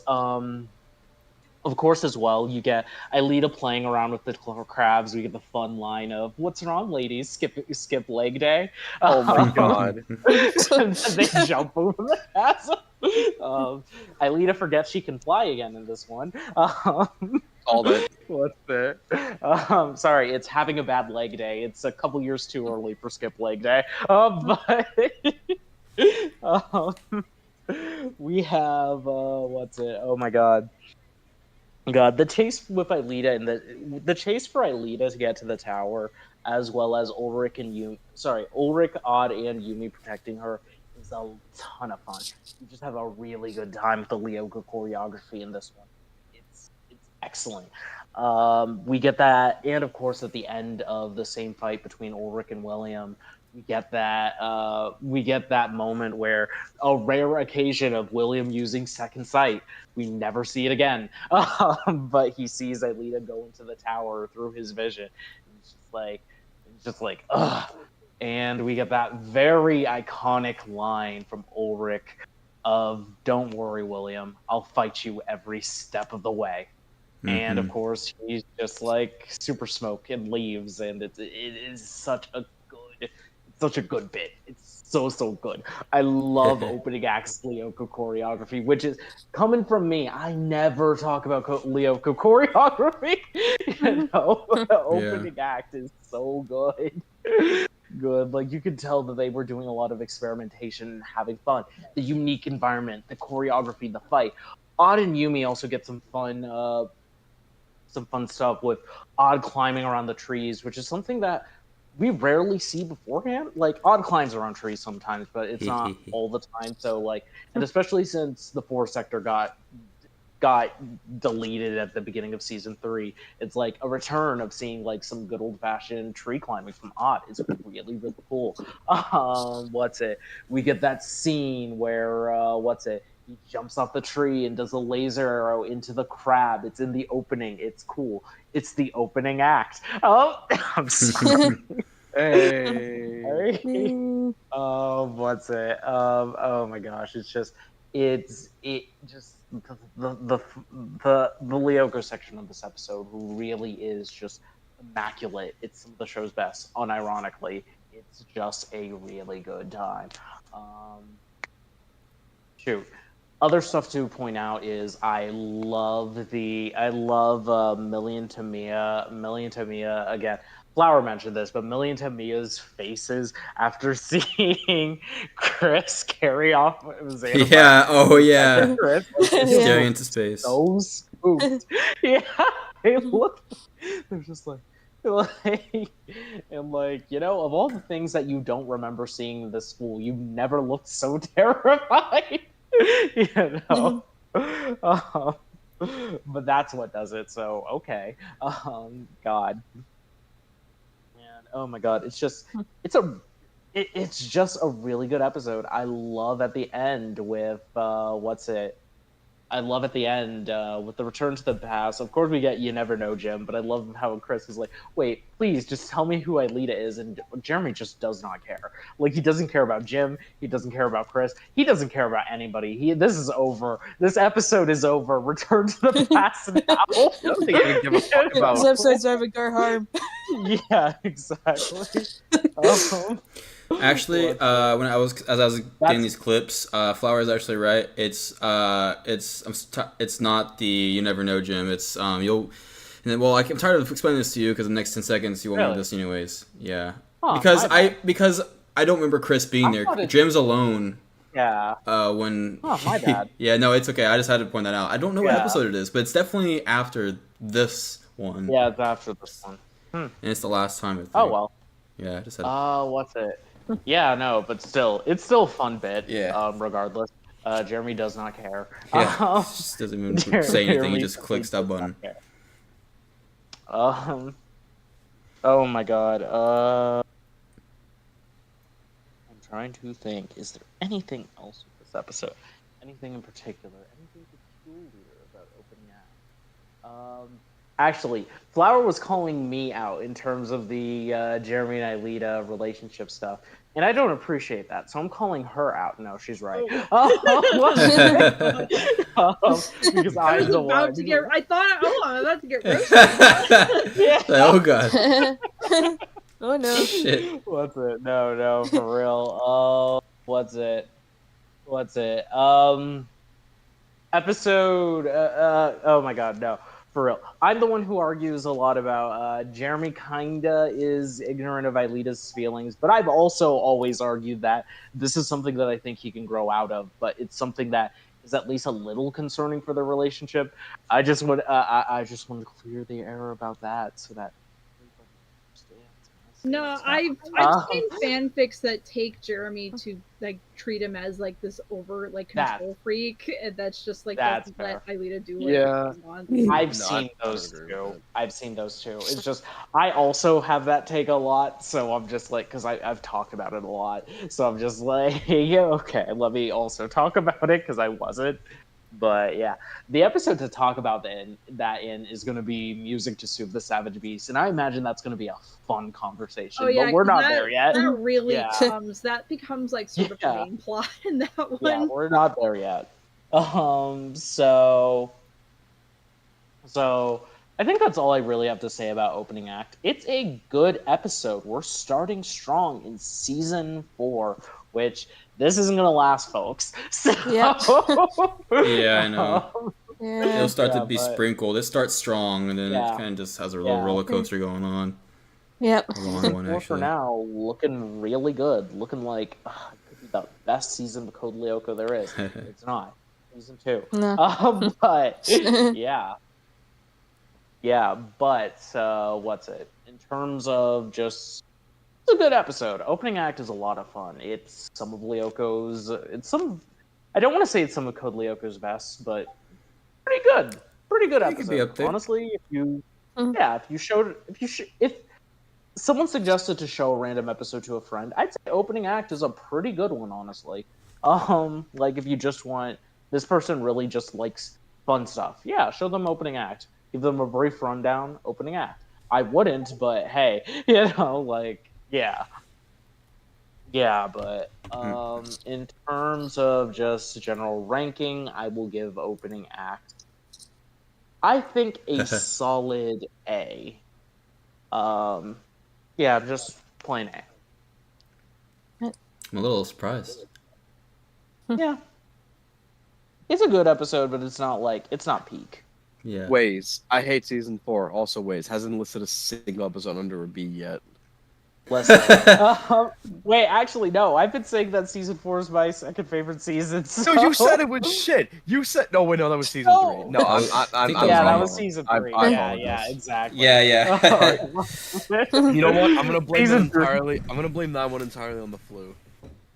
That's okay. Season 3. What's it? I was giving out all types of B's and C's. Couple F for fort tier. Couple of S's, but yeah, no F's. I don't think so, but no. But not yet. Not yet. Not yet. All right, who's next? It is. It's me. I'm next. It's me. No way. Wait a minute. I'm good. Oh yeah, yeah. Sorry, I forgot to pin that one. All right, take it away. Take it away, Speedy. Okay. This episode is a good introduction to one of the sub-digital band members, Chris Morales. It is a bit of a lucky guess that Odd managed to figure out that Jim was Chris's uncle, though if Chris was really that popular, I feel like they would have known from the start that he was Jim's nephew. It's not like he kept his last name anonymous. I also like that this episode shows more of Ilea's love for techno music. I kind of felt for her when she missed out on the audition, although the pacing didn't allow that time to breathe before moving on to the next scene. I think if that scene was paced properly, it could have been more impactful. It is a bit annoying that on Lyoko, Alia forgets that she could fly until nearly at the activated tower when her flying abilities could have been useful crossing to the other side of the dead end. Although I guess I can give her the benefit of the doubt and say that she was too panicked to remember as she was trying to escape the crabs. I didn't like how the move was pointless and gone in a snap because Aelita got hit by a laser and nearly fell off the platform. I do like how Yumi used her telekinesis to move her fans to attack William. It's the best part about the season, how Yumi's telekinesis has become more stronger and more of a competent move. I also like how Chris and Jim helped the others, even though it was for a brief moment. I find it funny how both Jim and Chris are trying to fight the Spectre, but end up attacking and knocking each other out. I liked the ending of the episode and thought it was sweet that Jeremy realized the mistake he made for dragging Aelita with him to do research and gave the demo to Chris. At least that was my interpretation of the ending. Yep, that's it. I think I give this a B tier. B. Spicy. Those telekinesis eyebrows really do the trick. Yeah.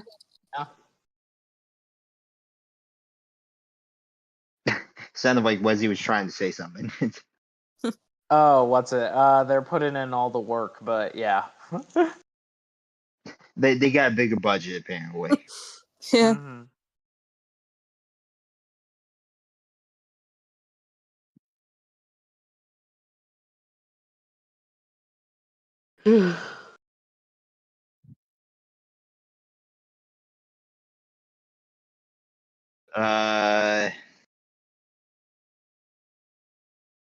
What happened to Cameron?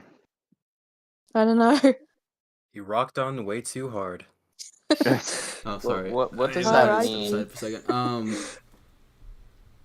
Alrighty. I don't think it's my turn though, but it's Jamin's turn. It's Jamin. Aren't you happy about Why are you that? laughing? Oh yeah, I I know forgot I it's was supposed to not. be reviewing episodes. Wait, what? Nothing. Go ahead. Oh, okay. I Oh, yeah. don't know what's so funny. Episode opening act. Here we go. Okay, before I get into the episode, I just want to mention towards the end when what's his name, Chris? He had like the crowbar and stuff like that.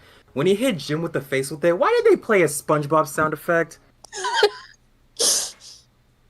took me out of it, man. I'm like, you can't make a fool of Jim like that. Like, come on.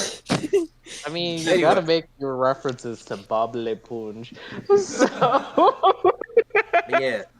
As for another thing I have is that when it comes to, let's say, auditioning to, like, let's say, like, put in that new song, a new artist and stuff, a lot of the kids were holding, like, CD and stuff like that. But when Odd got on there, he was holding a record player. Did I miss something here? It's like, I thought they put their songs in, like, the small CDs. Like, where do the record players come from? Like, I don't know what that means. Cool. Yes. But anyway, as for the episodes itself, it's pretty entertaining for what it was. I was worried that they were gonna do this whole nonsense with Jeremy again, to where it's like, oh my god, I just want Aelita to just work with me, screw all the other fun things that Aelita wants to do. It's all about working to find, like, let's say, the antivirus and stuff. I'm glad that Jeremy understood quickly, saying, hey, Aelita wants to be elsewhere. So instead of letting her be upset and depressed at me because I'm making her do work, why don't I just finish this off by myself and let her go have fun? I'm glad that he realized it quick. Because I didn't want to go through that same plot point again with Jeremy, because I really wanted him to progress and to learn and develop from that, and I'm glad they showcased that here. As for everything else, I did like the Xan attack for the most part, like the whole, like, let's say a polymorphic Spectre or Chris. It led to some pretty, like, let's say, entertaining, like, IRL fights with Jim and Chris, like, teaming up together and stuff like that. That was pretty dope. What else? Is this, like, the first episode where they played, like, let's say the second, like, let's say William, like, battle theme and stuff? Like that dun dun dun dun. No, it's in double act. It's in double take.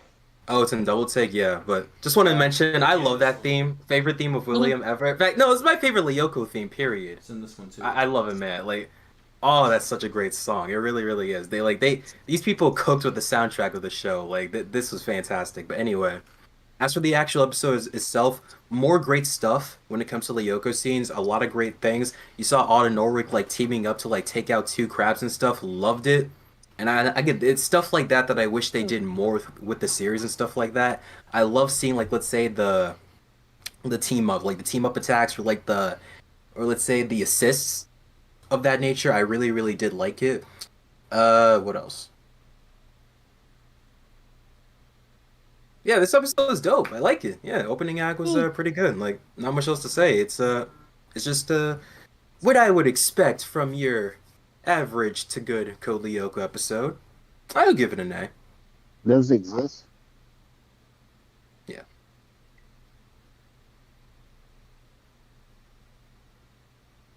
Give it an A. Okay. Yeah. As in, like, the letter. Yeah. Yeah. All right. I don't know. What a wonderful kind of A. A, as in Canada. Hey. A. That's where Arthur comes from. Okay.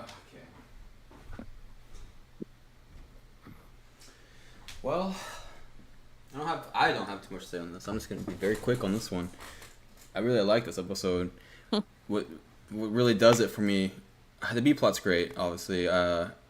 It's the beginning of the Subdigitals arc. That it's one of my favorite little arcs, in the show. No, it is my favorite, like, mini arc.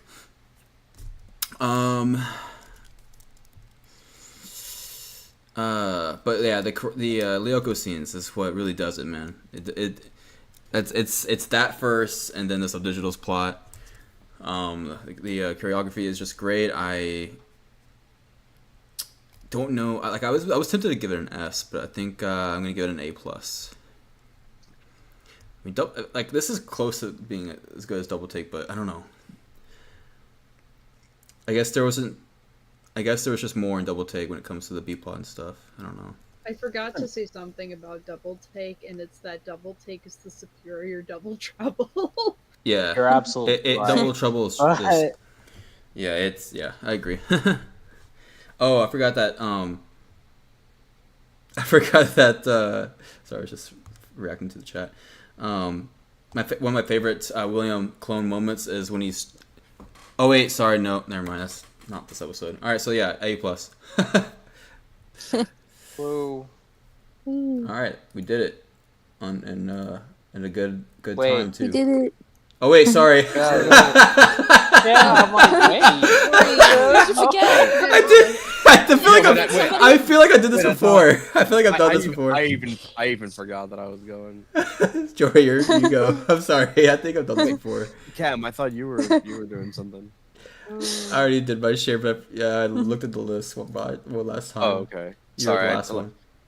I was like listening, but I was also like kind of half tuning out because I was like, oh god, my turn, save whoever. Oh, I'm sorry. No. It's the lotto machine. It's not your fault. Yeah. Can Fordor Jory House. Hassan. Oh my god. Okay. I'm gonna try to wrap this up because I'm also dying on my end. Yes, loved I loved Jim and his nephew working with the others to like help out. I loved how like Jimmy was like whatever, fuck it, and just returned pass and was like, wait, just tell me who is it? It's like why even bother? Like it's just gonna forget it anyway. He always fucking forgets it.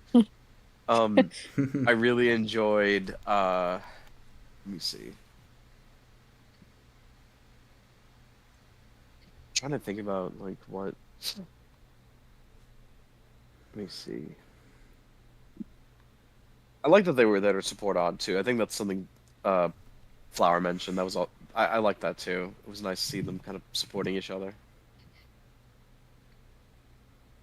Let's see.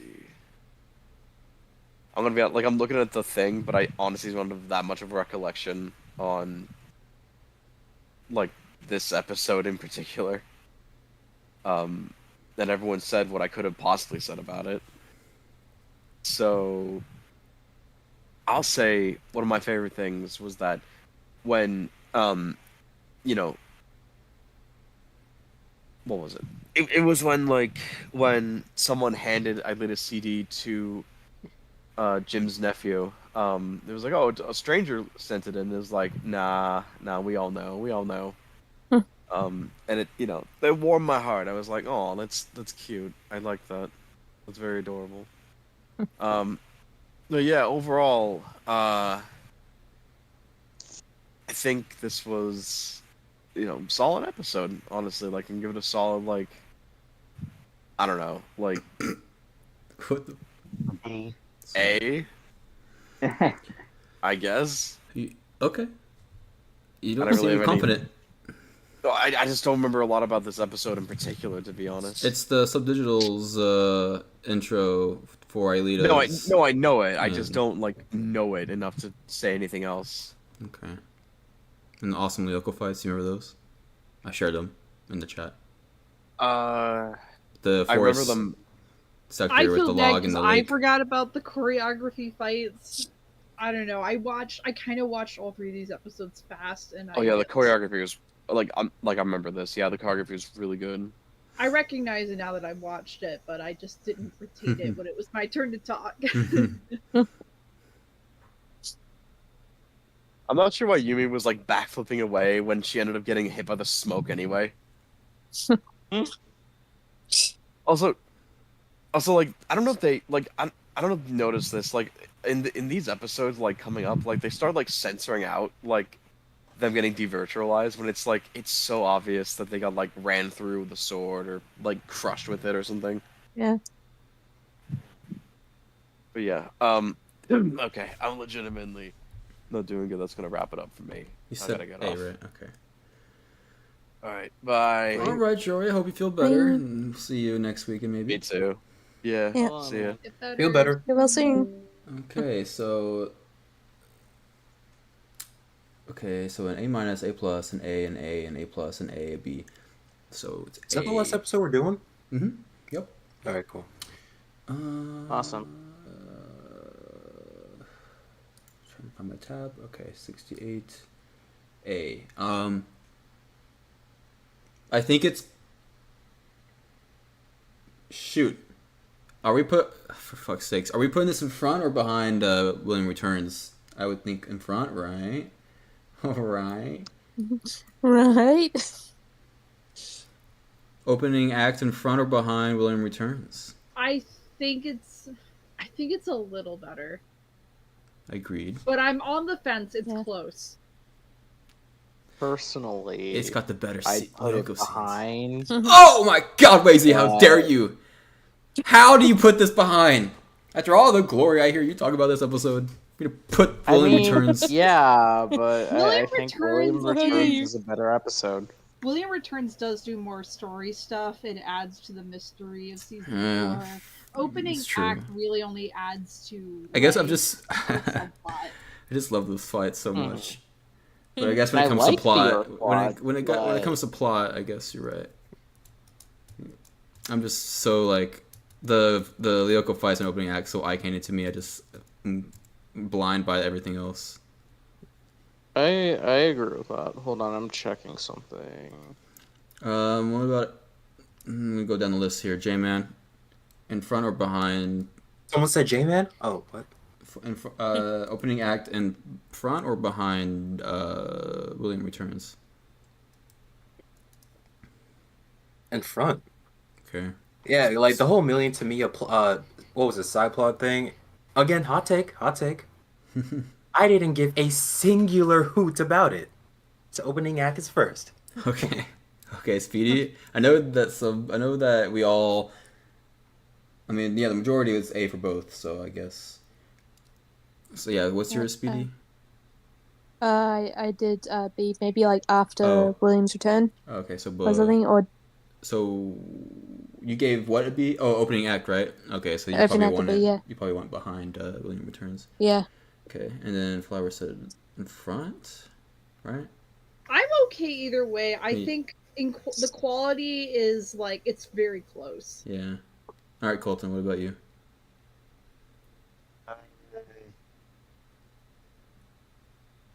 Do I have to give an opinion? I mean,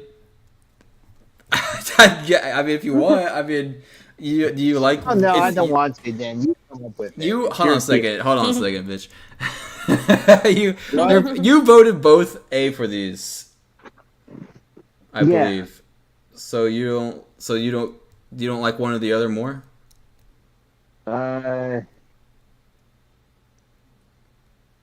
Hmm. Fuck. I think I like. Jeez. Which one do I like better? Double take or opening act? No, it's opening act or William Returns. Oh, honestly, opening act, I think. Okay. And it stays where it is. Man,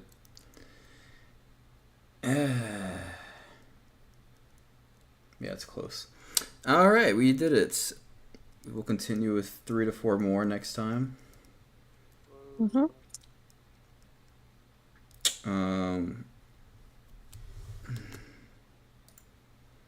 Can't remember what the next one's from. I know it's Rec Room for sure.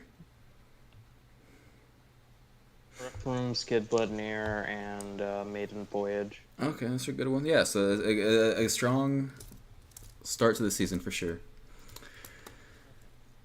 I'm gonna miss it. I'm gonna miss this part of the. Yeah, I know.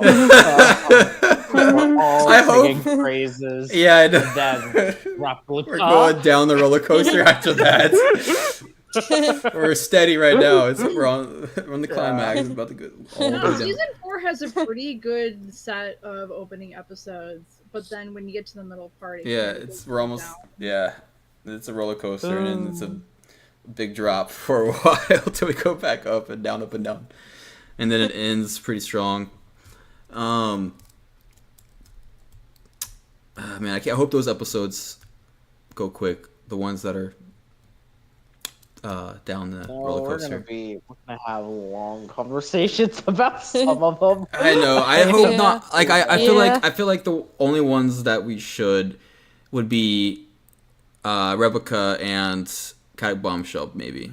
I know Flower has a lot to say. I for feel that like one. Cold Sweat will have quite a bit Oh, of discussion. Yes, Yeah, probably be. I still stand by Cold Sweat's like the Odd is at his worst in that episode. You know what? For no good reason. I know that has a bad B plot, but that's such a loaded episode, like action packed, That's that why there's it's gonna be a long yeah, exactly. discussion. Yeah, it's not just the B plot. It's like how there's so many good. I think for me, all the other things that happen. I'm not getting too far into this. I'm just saying like all the good stuff of that episode, for me, drowns out the B plot. I know the B plot's bad, but like I there's a lot more happening. There's the A plot's shown more, and it's I just and since there's a lot of good stuff in the A plot, yeah, it's gonna be a long discussion. But we're not gonna get there till next summer, at least. Yeah. So, oh god. Buckle up, everybody. Yeah. Yep. All right. I'm going to end the stream now. So everyone in the stream, in the YouTube chat, thank you for joining. Everyone in the VC, thank you for joining.